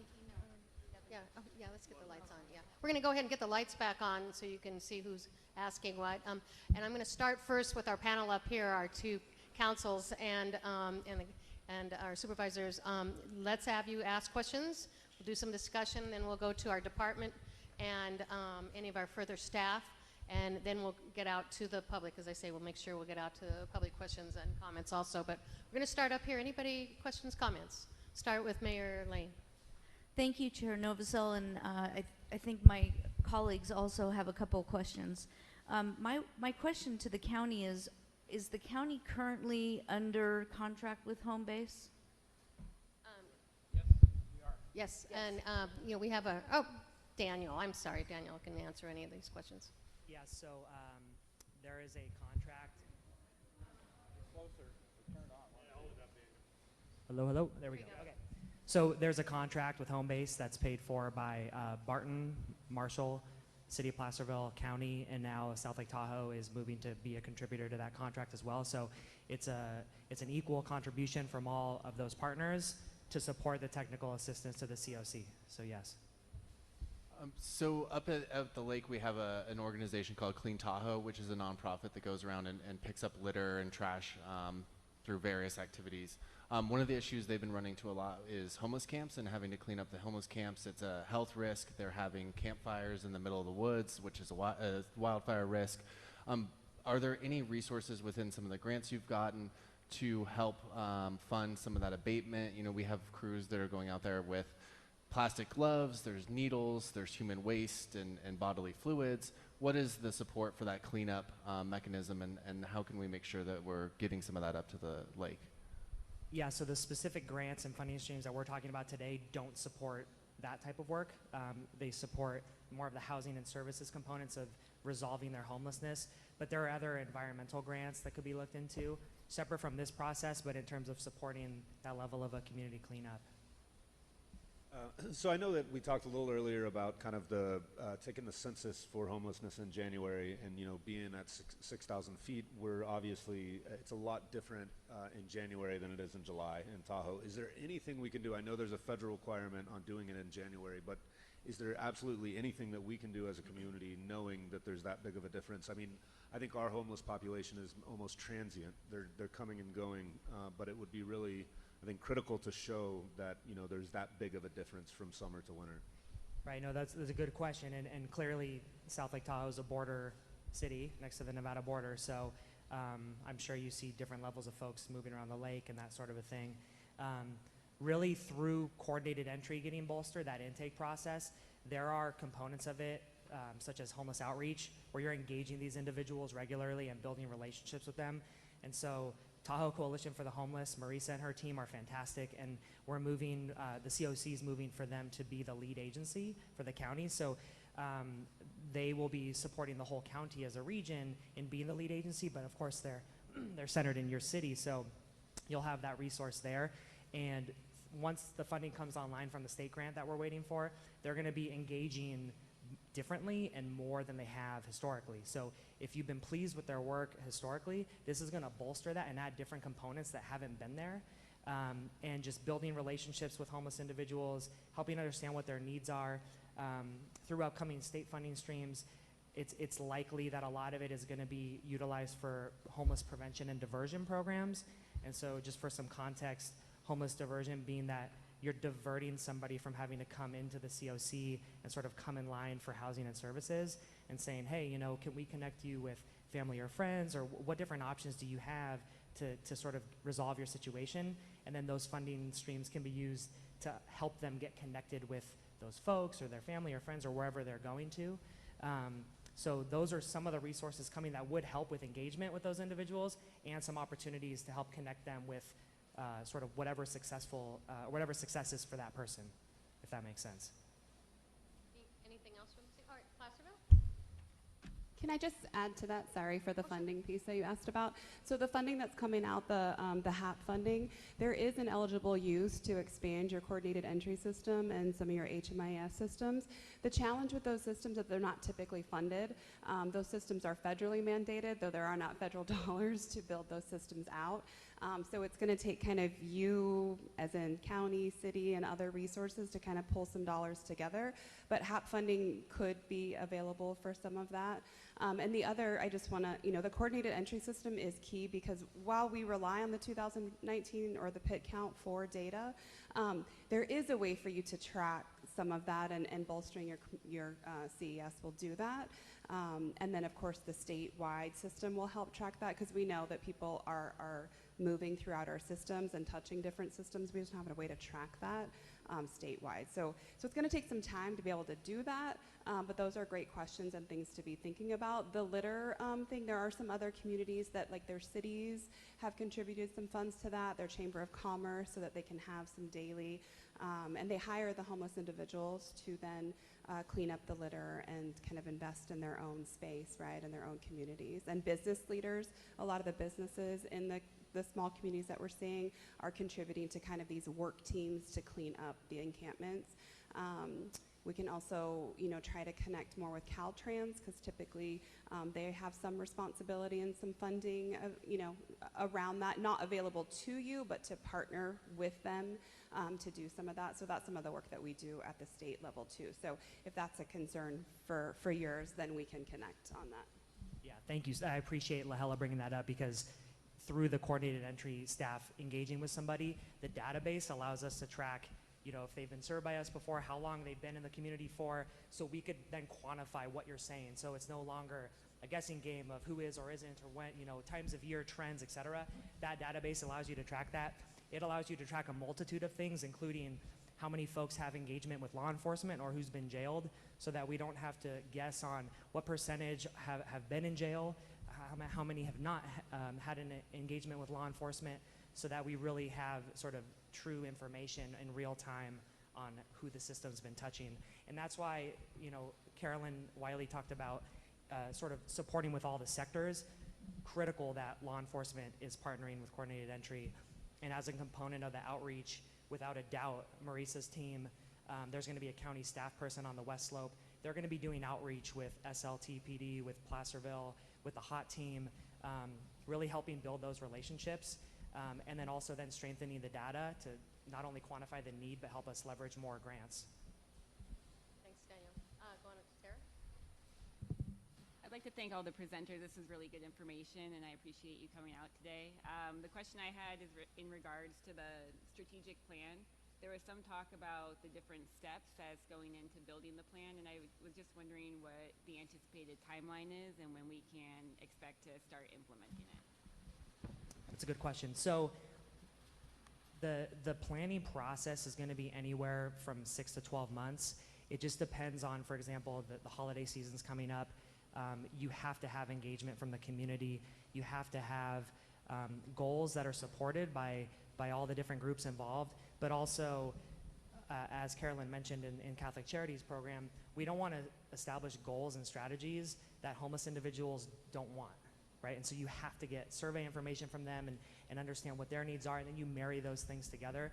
So it'll take however long it takes to fulfill those steps, but typically anywhere from 6 to 12 months, depending on the engagement and the support from all the groups involved. Is that 6 to 12 months starting now, or you've already been in this process for a little bit? So we're lucky that we've had home base, so they've been able to start doing some of that work. But again, it's the process is funded by the KESH grant, which we're waiting on the funding agreement from the state. So luckily, we were able to have today's meeting because home base was here based on their other contract to do COC work. We had meetings this morning, so we were able to couple that in so that we wouldn't wait anymore. It allowed us to at least start the conversation, and hopefully, fingers crossed, we can get that rolling as quickly as possible. Okay, thank you. Yeah. Well, I also would like to, Sorry, one more. So the funding that he keeps referring to that you have not received from the state or the standard agreements, yours should be coming, and they are down to their last 3 executed agreements. So you should expect yours very, very soon. And then once you have that executed agreement and that gets approved by you folks, then you can start spending that money, and then the actual disbursement will come a little bit later. But it's on its way. And worth noting, that funding is not from Lahella's department. So the 1.4 million that I talked about earlier that we started, that was from her agency. So she's fantastic. So yeah. Thank you very much. I also would like to thank you for the presentation. It was really enlightening. I think I suffer, and a lot of my constituents suffer from this weight. It just seems like, you know, we hear about all these programs and the money that's out there somewhere, and it's going to be coming momentarily, and we've been waiting and waiting and waiting, and it's really difficult to try to keep explaining away, you know, why things don't get done, and it's, of course, lack of funding. I really do think, though, that Placerville on our own, that we've started a lot of these programs. I'm noticing a lot of similar things that we have tried to start on our own, so I'm really hoping that these grants and funding come in pretty soon because it's crucial. I hear you. I think what's great is that this is really the first conversation with all the jurisdictions where hopefully from here forward we can each just represent our role in the strategic plan. We don't have to be experts in every area. We just represent what we do in our piece of it. And so it should become easier and easier as we move forward. Well, one more question. Our police force has done I would say, a really good job of working with our homeless and acting as a coordinated entry point of entry for several members of our community, and have given them a pathway to a better life.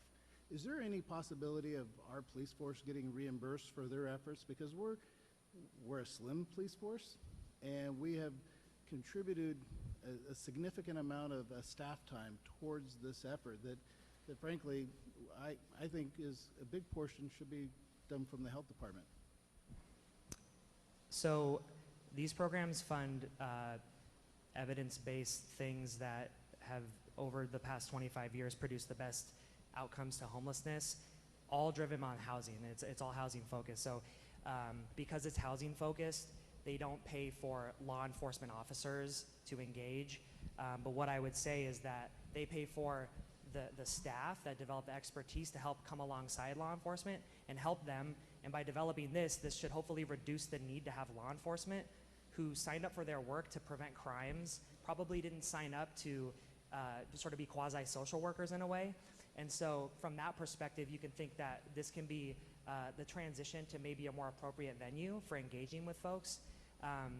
Because, and quite honestly, there's gonna be people who build great relationships with law enforcement, and there's gonna be people who have had bad relationships with law enforcement. And so it helps us to have as many different means of outreach as possible, because, you know, for a veteran, for example, oftentimes homeless veterans would rather engage with a veteran agency. If you have a faith-based individual, they might want to engage with a faith-based group. And so it's really not, there isn't a golden pill or one answer, but it's about developing as many unique aspects of outreach as possible. And if we can make it as simple as possible to access housing, it helps reduce that. So the short answer, unfortunately, it can't fund law enforcement officers, yeah. Thank you, Daniel. Yes. Okay, are we good, Placer? Okay, board supervisors. I'm good. Yeah, please.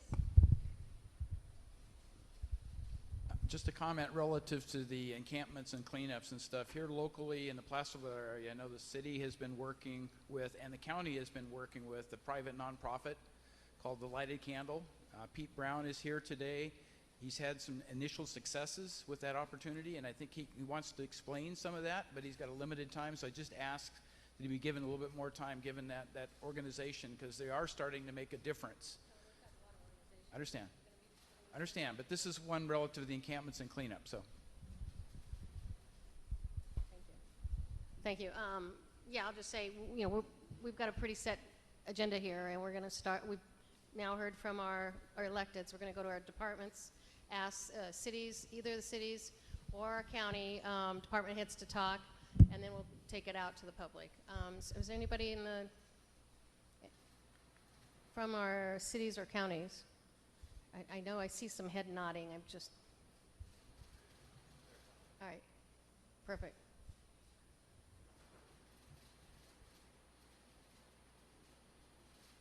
City of Placerville Police. I'll try to do it this way because I got to read some notes that I wrote. Good afternoon. Thank all of you for being here, and thank you for giving me the opportunity. I'm going to talk first, and then Under Sheriff Bashan's going to talk after me. But I just wanted to bring to your attention, and for the City Council of Placerville, some of this is going to be repeat. I've been here for 2.5 years as the police chief, and this is one of the largest, if not the largest, challenge I have in our city. Immediately, my staff and I figured out that this is going to take a non-traditional law enforcement approach to deal with this problem. I started looking at this and came up with some ideas, and I talked to my boss, Mr. Morris, last spring, and we approached Mr. Simone, and I know he's up here somewhere, there he is, and asked what we could do from the city of Placerville to bring some of the social service agencies from DHHS into the field to better engage with our residents, and I put my department up forth to assist in that regard.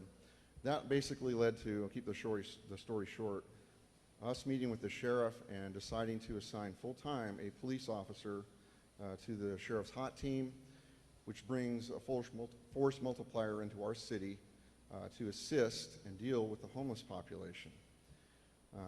We also work with all of many of the nonprofits. Somebody mentioned Lighted Candle. We also met with DA Pearson on making sure that those few that do get prosecuted and arrested, that their cases are prosecuted to the fullest extent. But I want to mention that our first goal is not to arrest. And I know that sounds odd for an officer, a 32-year law enforcement veteran, to sit here and tell you that that's not my goal. Our goal is to help these folks that are in crisis, that have some social disorders or some substance abuse disorders.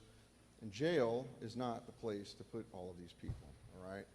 If I can help these folks by the engagement that we've started, and like I said, Under Sheriff Bashan's going to share some data, and get them off the street and into some rehabilitation, some transitional housing, other things to get their life better, that to me is a success. I don't measure the success by the number of people in this population that we arrest. That's just not what we're all about. And we really are trying to be very compassionate, not trying, but we are compassionate for their plight. I don't think I mentioned the other thing is Marshall Medical has been an integral part of our solution here. So before I turn that over to Under Sheriff Pashan, is there anyone that has any questions from me? Okay, thank you again. It's a good conversation to have, and I look forward to having more of them. Thank you for being here. Appreciate that, Chief.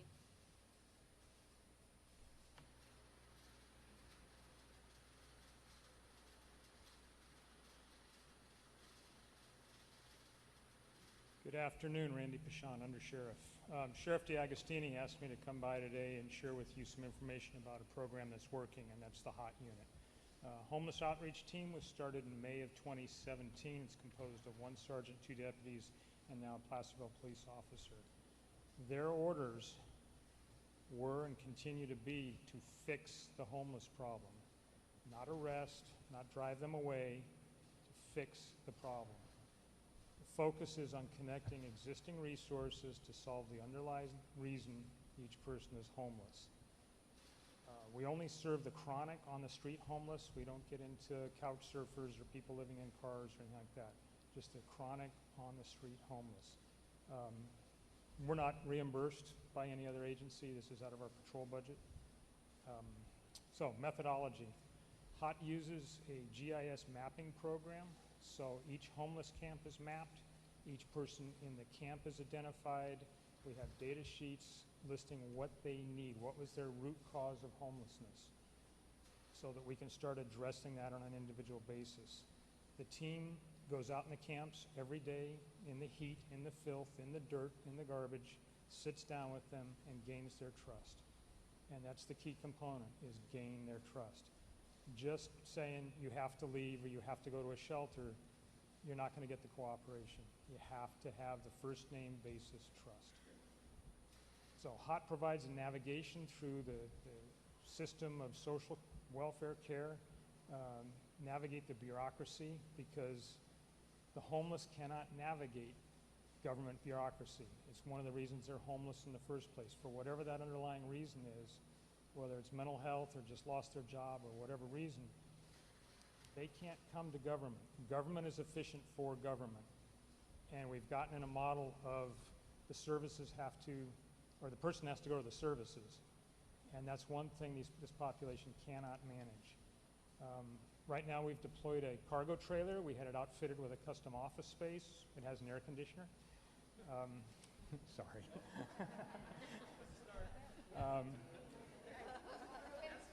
Yeah, had to rub that in, I guess. But this is a unit we take out to the homeless camps once a month. We partner with Marshall Hospital, with HHSA. Now we have DMV and Social Security on board. Some of our nonprofits are here today that we partner with. And we go out and the homeless can come in, they can get their clothes washed, they can receive services. Marshall Hospital will provide medical care right there in the field. They can go through an assessment and they can start receiving services right there. This is the model we believe works. Our goal totally is treatment, housing, jobs, warm handoffs. There's not one solution to any, the homeless problem. It's individualized to each person we contact. We also do cleanup. That question came up earlier about cleanup.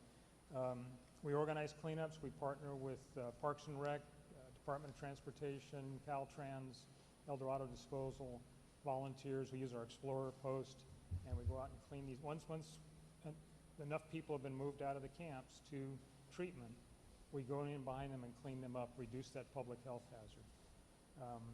Also, to reiterate, the majority of our homeless are residents. Our numbers are different. I'm going to explain that in a minute, but 80% of the people we contact are from this county or more. So, our current situation. Our statistics will not match the point-in-time count. I'll just say it right up front. We use the ArcGIS. It is updated on a daily basis. So every time our deputies are in the field, we're updating the data on the homeless. So instead of a one-day count, It's every day. So, camps. In the county, we have 27 active camps, down from 207 2 years ago, which is a reduction of 87%. As the chief just pointed out, 6 weeks ago, we started partnering with the city of Placerville. First thing we did was data analysis, went in, surveyed what's the issue we're dealing with.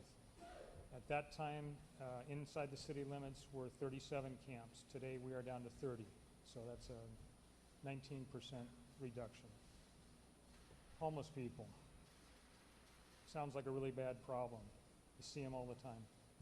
2 years ago, we started up with 316 homeless persons in the unincorporated area of the county. Today, we have 49. Updated daily. It's also a drop of 87%. The two don't correlate that well because you have more than one person per camp, but it still is 87%. When I say unincorporated area, I'm including the Tahoe Basin outside the city limits. At this time, we're not working inside the city limits. So, where did they go? Well, 176 have been housed or placed into treatment prior to being housed. The first 30 or so went to the Veterans Affairs. They have a very robust homeless program for veterans based out of Mather, or I'm sorry, yeah, Mather. They're very good about once we get an ID card and the DD-214 establishing they're a veteran, they come pick them up and it's a full range of services for them. That was our initial blast to deal with the problem. We know 26 are incarcerated. They were not arrested by HOT. They're not arrested for transient issues.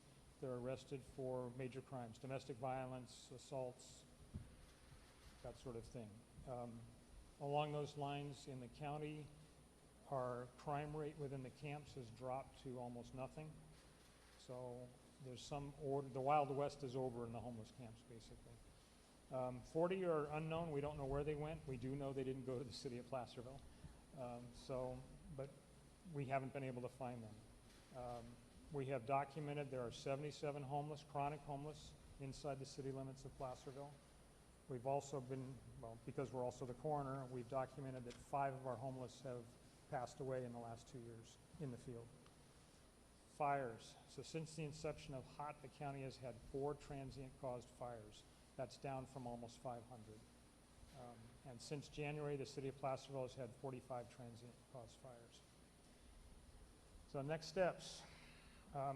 Right now, we have linked the homeless outreach team, the psychiatric emergency response team, and our crisis intervention team into one management unit. We are trying to synergize those services in the field because they're all focused in one way or another on the mentally ill.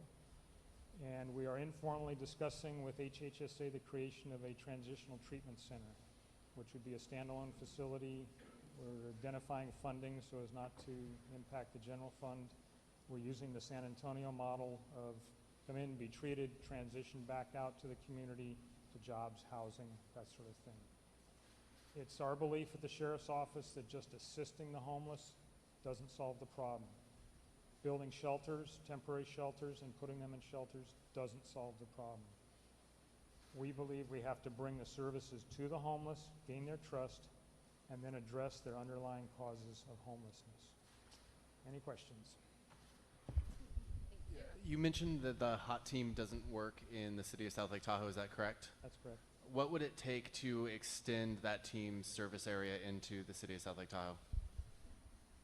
First of all, the sheriff provides services to South Lake Tahoe. We have over 50 people assigned up there. However, we do not provide patrol services to the city. So you have a police department. It would be the same thing as what we did with the city of Placerville. Chief Ortega reached out with the city manager and said, this problem's getting away from us, we need assistance, want to try what you're doing. So we'd have to sit down and talk about that. Yeah, we'd have to talk about how we'd staff that. But I'd let this as our expression of interest in having that conversation. Kind of caught that, yeah. Very good. Already starting to solve problems here. All right, any other questions for, yes? Is there any differences between what you've seen on the Tahoe Basin versus what you've seen on the western slope in terms of the population and services, the volume? Not really. The numbers that we see in Tahoe are really small because there's only 5 that we work with up there. We're primarily talking about the Camp Rich area and the Barton Meadow, where it curves down from the airport down to Highway 50 there. Around the periphery of that are those big plants out there. That's where we're finding them, but we only have 5 in our jurisdiction. So, but you know, homelessness is homelessness. It's Randy, knowing the personnel who's involved in HOT and in the last few years, as well as PD and their efforts, I just can't thank you guys enough. I mean, the conditions are and they've been explained here in probably a watered down detail, and yet they're out there every day improving the lives of these folks. So I really appreciate that. I think those are the answers. You can't force anybody into anything, and obviously we see the laws protecting those rights. So we have got to, as you said, identify the underlying causes and try to encourage folks to make the right choices back to where they need to be. And then there will be an element, and we know it, of some mental incapacity, and then we need the state's help to try to deal with those institutionalized issues or whatever they may need to be going forward. But I think you guys are doing a great job. I don't know for sure the public recognizes that, but from me and the board, and I'm sure the 2 councils, thank you so much for that, and your people. And again, I know them, most of them personally, and they're doing a great job. Thank you. Randy. I'll pass that on. Thank you. All right, so we still are at, yes, we also have Mr. Vern Pearson is here. Good afternoon. Good afternoon. Vern Pearson, District Attorney. I want to probably tag on to what... Can't hear you. Oh, yeah, sorry, you're too tall. I'm too tall. Too tall. First I have that, and I don't like to talk. I normally like to talk to people rather than stand with my back to them, but since the way we're organized here. Thank you for doing this. It's a complex problem, and one that I've thought an awful lot and done an awful lot of research on. I think that the last 2 speakers, Chief Ortega and Randy Bashan, have here at the local level done some of the best work that's being done on this, particularly at the local level, and then beyond that, similar type things that are being done. And specifically my comments, though, I want to talk about one, the state of California, and then come back to just here locally. And I always think it's important to recognize when you're trying to deal with particularly a problem this complex is to look at the data, as was talked about before. I see the people sitting behind me that spent a lot of time talking about that. But I think absent from the data that was discussed is some historical perspective. I asked an article that I wrote that has been in quite a few different newspapers here in California to be distributed to each of you. So I don't want to belabor that point. I think that there's some significant policy problems that have been caused by the state of California and the way that they've addressed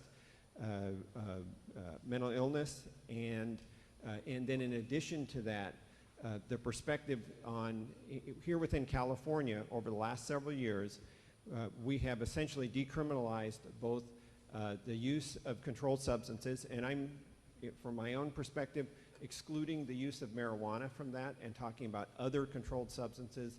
And the state of California's essentially decriminalization of that, and which caused our drug courts, which were becoming very effective in dealing with the problem, to essentially go out of business because there was no incentive to participate in them.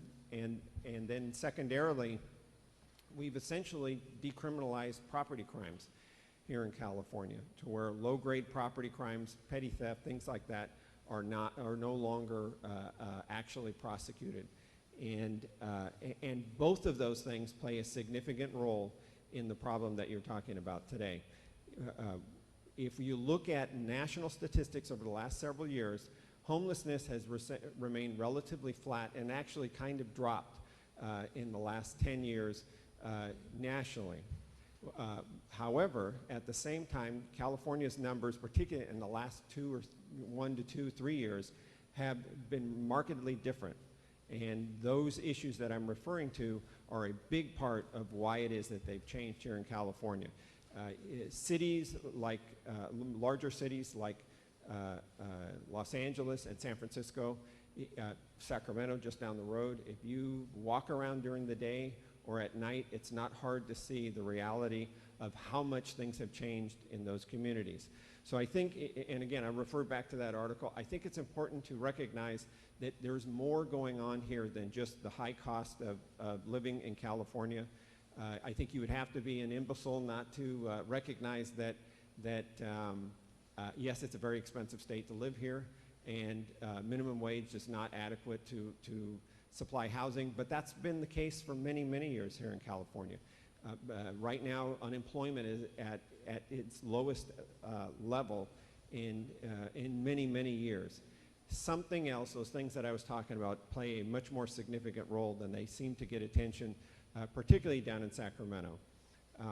So here, going back to at the local level, the HOT team that the Sheriff's Department, and I hate to compliment the Sheriff too much while he's sitting in the back, the HOT team and the way it was set up, and as described by Randy Bashan, it is an excellent tool that needs better, it needs more support. I don't think there's any question about that. But what we see is those services are influenced directly by the types of things I talked about in terms of the rampant drug use, the mental illness, and people that are decompensating because of the way and without going through all the different policy things are in the article. But here at the local level, there's another big problem. The big problem that hasn't been mentioned today that I see is the fact that our clinicians, the mental health clinicians, run about a 40% vacancy rate here in this county. And we need to take some type of serious look at why is it that even though we've brought wages up some, getting nearer to what an appropriate comparable type salary would be, yet we still have that high of a vacancy rate. And we're essentially a training ground for clinicians for the rest of the state of California. That people come here, they graduate from college, they need to get a certain amount of time, clinical experience time. They come here to do that, and then when they've gotten it, when they get that time, they leave and they go somewhere else. And we need to find a credible way of doing that. I think the board needs to take a serious look. I would request the board to direct the CAO to take a serious look at options. One possible option is whether or not it would be appropriate to contract out those services and deal with it from that standpoint, recognizing that most of those people are not coming here to retire. They're not going to spend here most of their time, and the very high cost of PERS retirement and things like that would be a different factor. That's not being talked about today, and again, I applaud you for doing this. Having the people from the state here and the state's putting some money into that. I'm not saying anything against any of that. I'm saying to complement that, we need to take a serious look at why is it that somebody had jokingly recently said the PERT team dealing with this and the HOT team people is now maybe should be called the ERT team because they don't have clinicians that are working directly with them and assigned to be out in the field working with them. And that's not the fault of Don Simone, who's been here for a few months trying to deal with this problem. This is something he's inherited, but it's something that needs to be dealt with as part of this problem. And I think the sooner we recognize it and deal with that in an effective way, we'll get more clinicians out there, more people that are capable of dealing with this from that perspective. And with that, thank you. Thank you, Vern. Any questions for Vern or any comments? Yes, please. Thank you, DA Pearson. In terms of, and I know your hands are tied in terms of some of the laws that have been passed and initiatives that have decriminalized some things, but if we have people committing sort of chronic things, whether it's rampant petty thefts or drunk in public or using drugs, is there a way to, I mean, I know in the past we were able to stack some of those so that you were able to actually go forward with a case with them. Is that completely off the table now? I'll just put this down. In a very limited basis we are, and what we do, particularly in Placerville, the city of Placerville, is we have a deputy DA that's assigned specifically to work with, I think it was with Joe Wren, and to receive the information that way, and then we look at it doing that way. But it's very difficult. I mean, this problem is, let me tell you a quick story in response to that. A very good friend of mine, very well educated, he's a longtime prosecutor, I won't say, has talked about this publicly, but I don't want to do that here. His nephew, affluent family, very good education, he lives down off the river in Sacramento. And my friend, about once a month, drives around that area where he knows the camp where he lives, finds him, everybody else knows him, he's very well known there, takes him out to dinner, takes him out to lunch, spends some time with him, tries to talk to him about why are you in this position? Why can't I get you to do something different? And it becomes this joke back and forth because he describes the lifestyle that he lives. It's one that he, as far as he's concerned, he's fine. He stands on the side of the highway and panhandles for money. If that's not adequate, he will shoplift or steal to support both his drug habit, which he's very upfront about, and his lifestyle, food and things like that.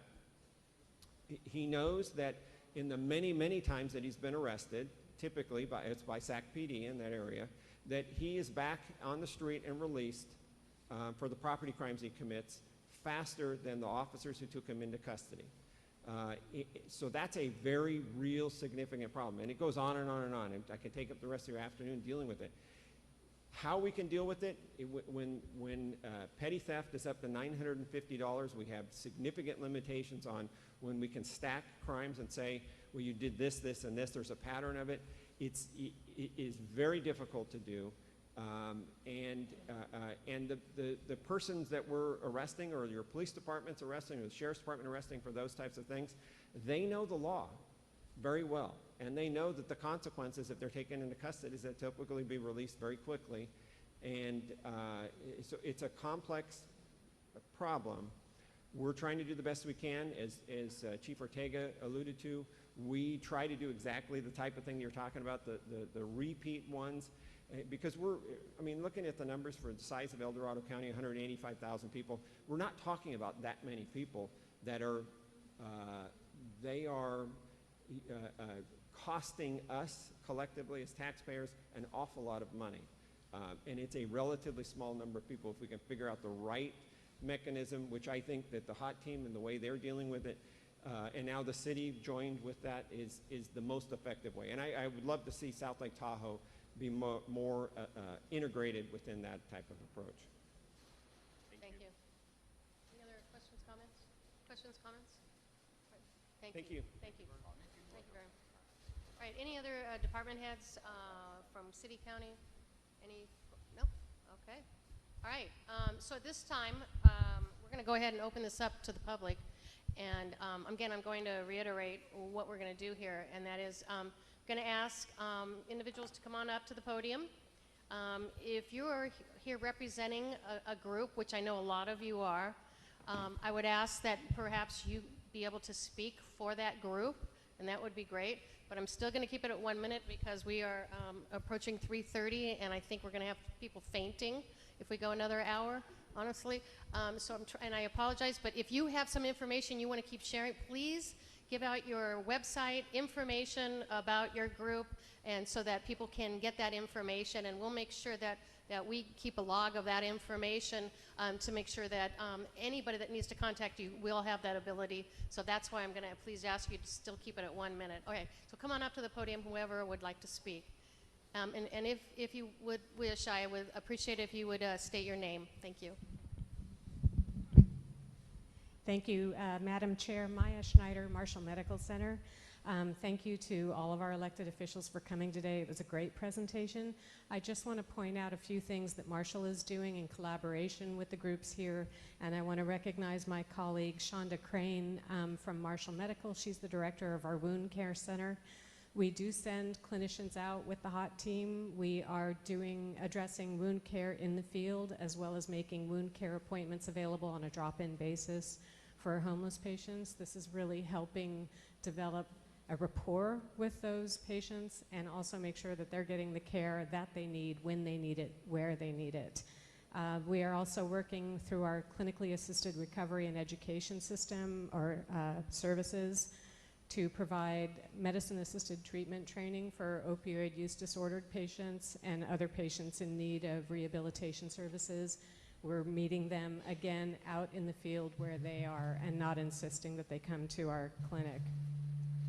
We've been working with the HOT team, as I mentioned.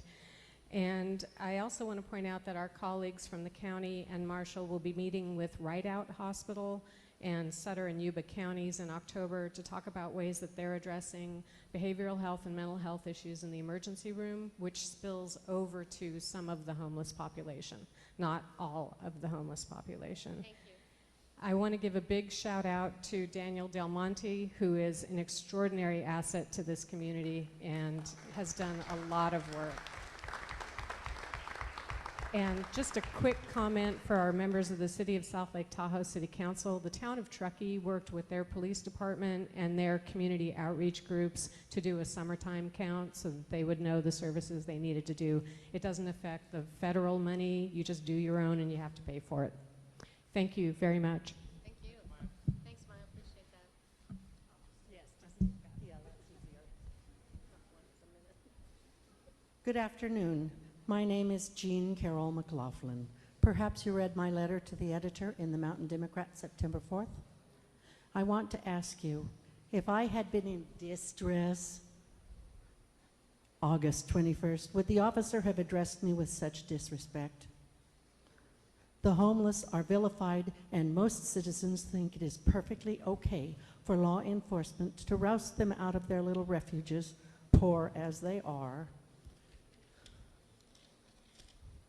in the middle of the night and force them to leave behind what they can't carry on their backs. They then take pictures and use them to illustrate what pigs the homeless are and further inflame public sentiment. All this wastes valuable resources, including the officer's time and the cost to clean up these areas over and over, because these people have no place to go. Most of the people are suffering from a lack of civility and compassion on the part of the populace and police. People say they want to be there. For the vast majority of the homeless, that is plain heifer dung. I met a lady at the library last evening at closing time. She and her daughter, both disabled, were living in her car.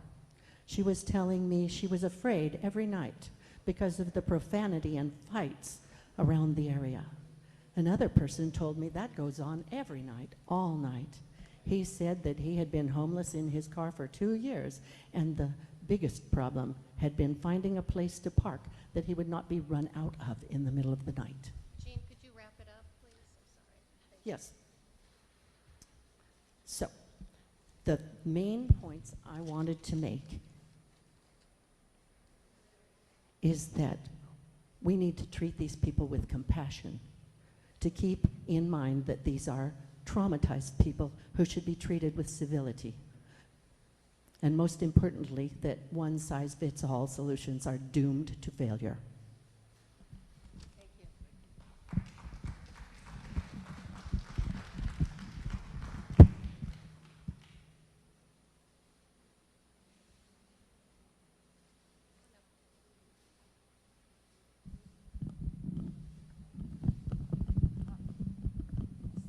Okay, we'll just do that.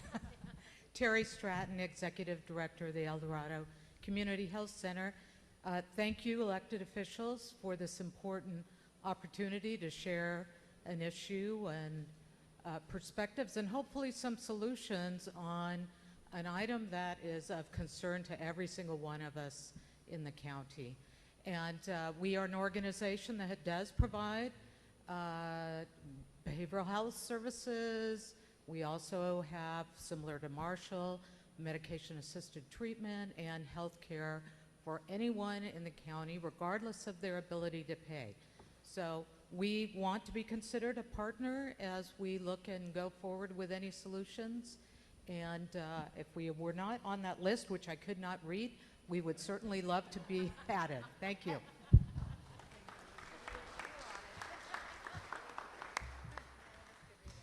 Thank you. Thank you, Terry. You're probably going to need that one. Take it out. Hi, Peter Brown from the Lighted Candle.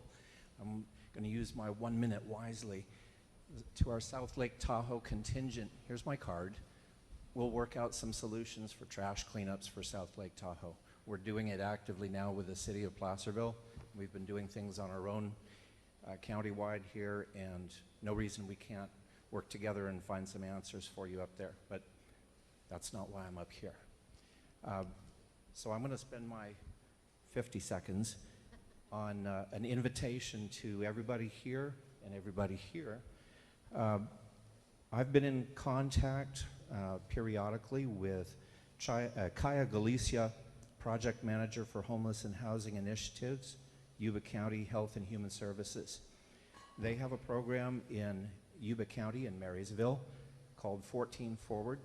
I've been there and toured it twice. I've been to a symposium that they had, and I believe there's some really good lessons that we could all learn and adapt here in this county. And so she's opened up her facility for a guided tour, question and answers, and she will have her county and city counterparts available to answer any of your questions from your perspectives. Wednesday, October 9th is perhaps the best day that we can get some of the folks that we really need to have go up there, but we have a couple alternative dates in October as well. Supervisor Heidel is going to assist in coordinating that tour, and if transportation is a problem, I'll carpool for anybody who needs it. 14 Forward is not necessarily the solution for El Dorado County, but it's going to give us a basis for collaboration. And it's impossible to collaborate effectively unless you have common ground, and it's impossible to have common ground unless you have seen some of the same things at the same time at the same place as somebody else next to you. So if we all go, as many people as can, to this event, perhaps we can really get some compromise and make some progress on this initiative here. Thank you.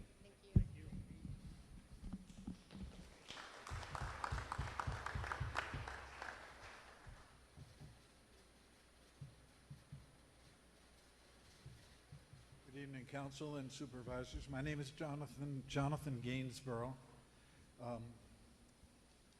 So much to talk. I've gone over almost 200 weeks to Sacramento City Hall. I've sat through hundreds of hours of the COC, the Continuum of Care meetings. And it's great that you're having this meeting. 2 years ago, the Sacramento homeless and the Sacramento County had never met together on the issue of homelessness. They started to work together, had a 2-on-2 and other things. But so much to talk about. I'd like to recommend that we have more future meetings where where the public can be heard more, because on the I agree with home first, housing first, and everything that our team here has compiled with the point in time count. 2 weeks ago, though, my friends on the Hill on Upper Broadway were given a notice of trespass under the aegis of the homeless outreach team. Well, if they're being used with the federal funds that were given us, not the homeless harassment team, but the homeless helping outreach team, why were they given a notice of outreach? Now, the Mountain Democrat provided a writer who wrote the top of the front page article last week with a picture of the United States flag and an 8-year veteran named Chuck, who is a good friend of mine and of many people. I just want to bring, first of all, what a picture here.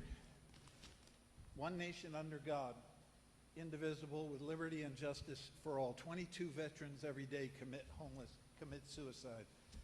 I have a copy of the Martin versus Boise decision, which the City Council and the Mayor heard me speak about on Tuesday night. This is for Tahoe Council and for the Supervisors.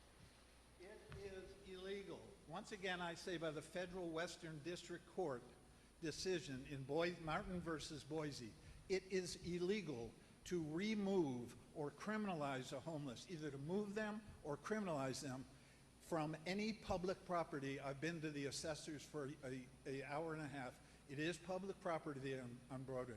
You cannot move or criminalize the homeless unless you have a bed to move them to. The issue is providing shelter.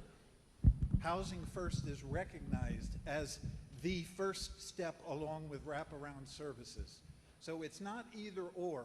It isn't our digestive or respiratory or our cerebral system or our physical circulatory. It's all the systems working together, but shelter first. I brought the word triage to Mayor Steinberg, and now they use it every week. They opened a 200-bed triage shelter on Railroad Avenue. They housed over 250 people into permanent or long-term housing, almost half of the people that came in. HUD nationally, all of these funds are predicated on housing first. Let me tie up with this. The city of Placerville has $20 million budget. The city of South Lake Tahoe has an $80 million annual budget.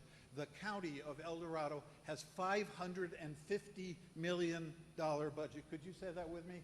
$550 million budget. There is money without the federal money. We've got to provide a shelter. These are beautiful human beings. You all know that you have a compassionate heart. Let's lead the country. Let's lead the country in the solution. God bless you all. Thank you.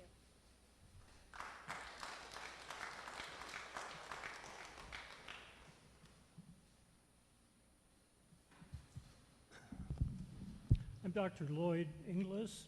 I spent over 40 years as a licensed psychologist, have run residential treatment programs for people with major mental disorders, worked with people that are considered severely emotionally disturbed, which means their behavior is totally inadequate and a real problem. And unfortunately, the program and the approach that we're using now is certainly compassionate to provide shelter, to provide services, but it isn't solving the problem. It is, in some ways, simply being enabling people to, like I was just talking with the sheriff, and so many of these people simply cycle through the system and don't make any significant improvement. A different type of program is needed. If a person cannot provide for their own food, clothing, shelter, and medical care and manage their finances, they need a conservator. And that is what is needed for people who are homeless if we're ever going to give any real treatment with them. As long as they can head back out onto the hill, they're going to do that. Can you wrap it up, please? Can you just wrap up your thoughts? I'm sorry. Can you wrap up your thoughts real quick, please? Sure. Thank you. And I propose that we seek grant funds along with diverting some of the money that is currently being spent in other ways for what's considered services. We need to distinguish between services and treatment. And what is needed is treatment, not services. And the treatment that's needed has to be different than what's being provided now. I'd be happy to help expand on that at some other time. Thank you, Doctor.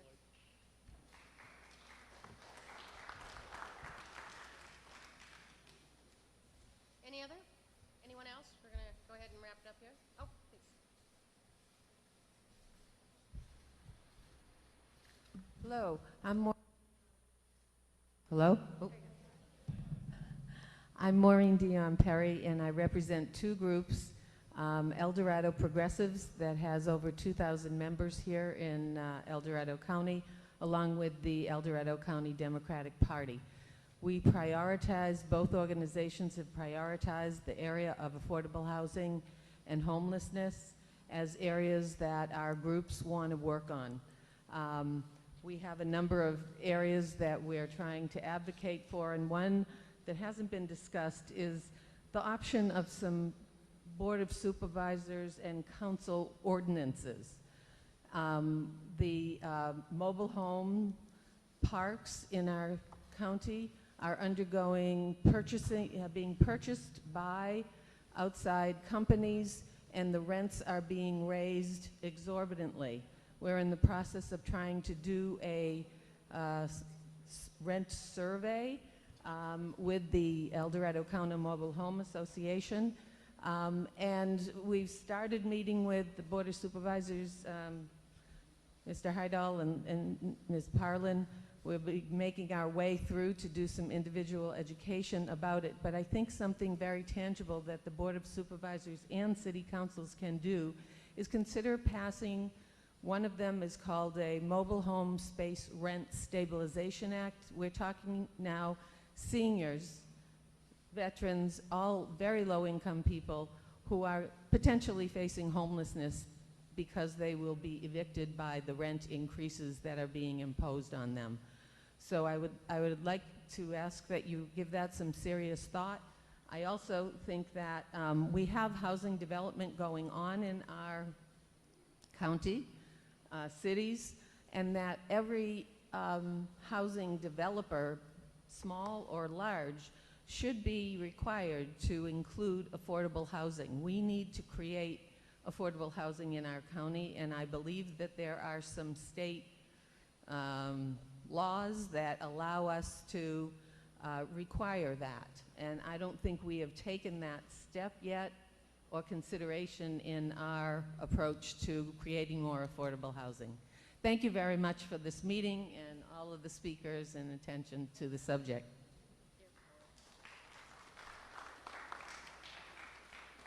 All right, anyone else? Oh, come on up.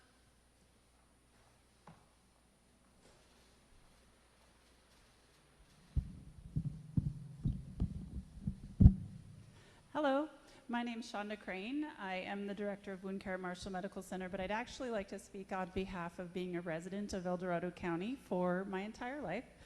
I left the county thinking there were greener pastures somewhere else, and I actually just came back because I love it so much.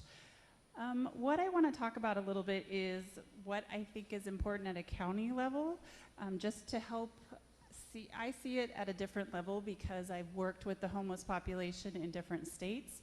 I've worked with the homeless population in Sacramento County, Placer County, and now in El Dorado County.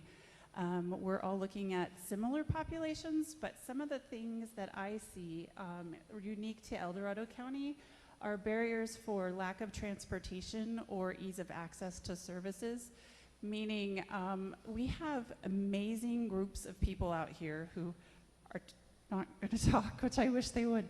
But I just want to see if there's a point or there are certain pieces of this that if we could just remember to help support collaboration of services, centralizing services geographically and so forth. That's a really big and important issue for most of our people. If they can't make appointments across the county, then they miss those appointments, or they can't make certain obligations with the law enforcement or whatever.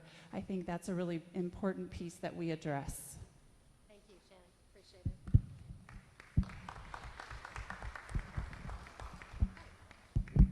Anyone else? We're just about ready to wrap this up. If there's, oh, okay, come on up. Okay. I can't put it back in that thing. That's right. Just hand it to him. That's good. It's probably the best. I'm Lyman Dennis from Our Savior Episcopal Church.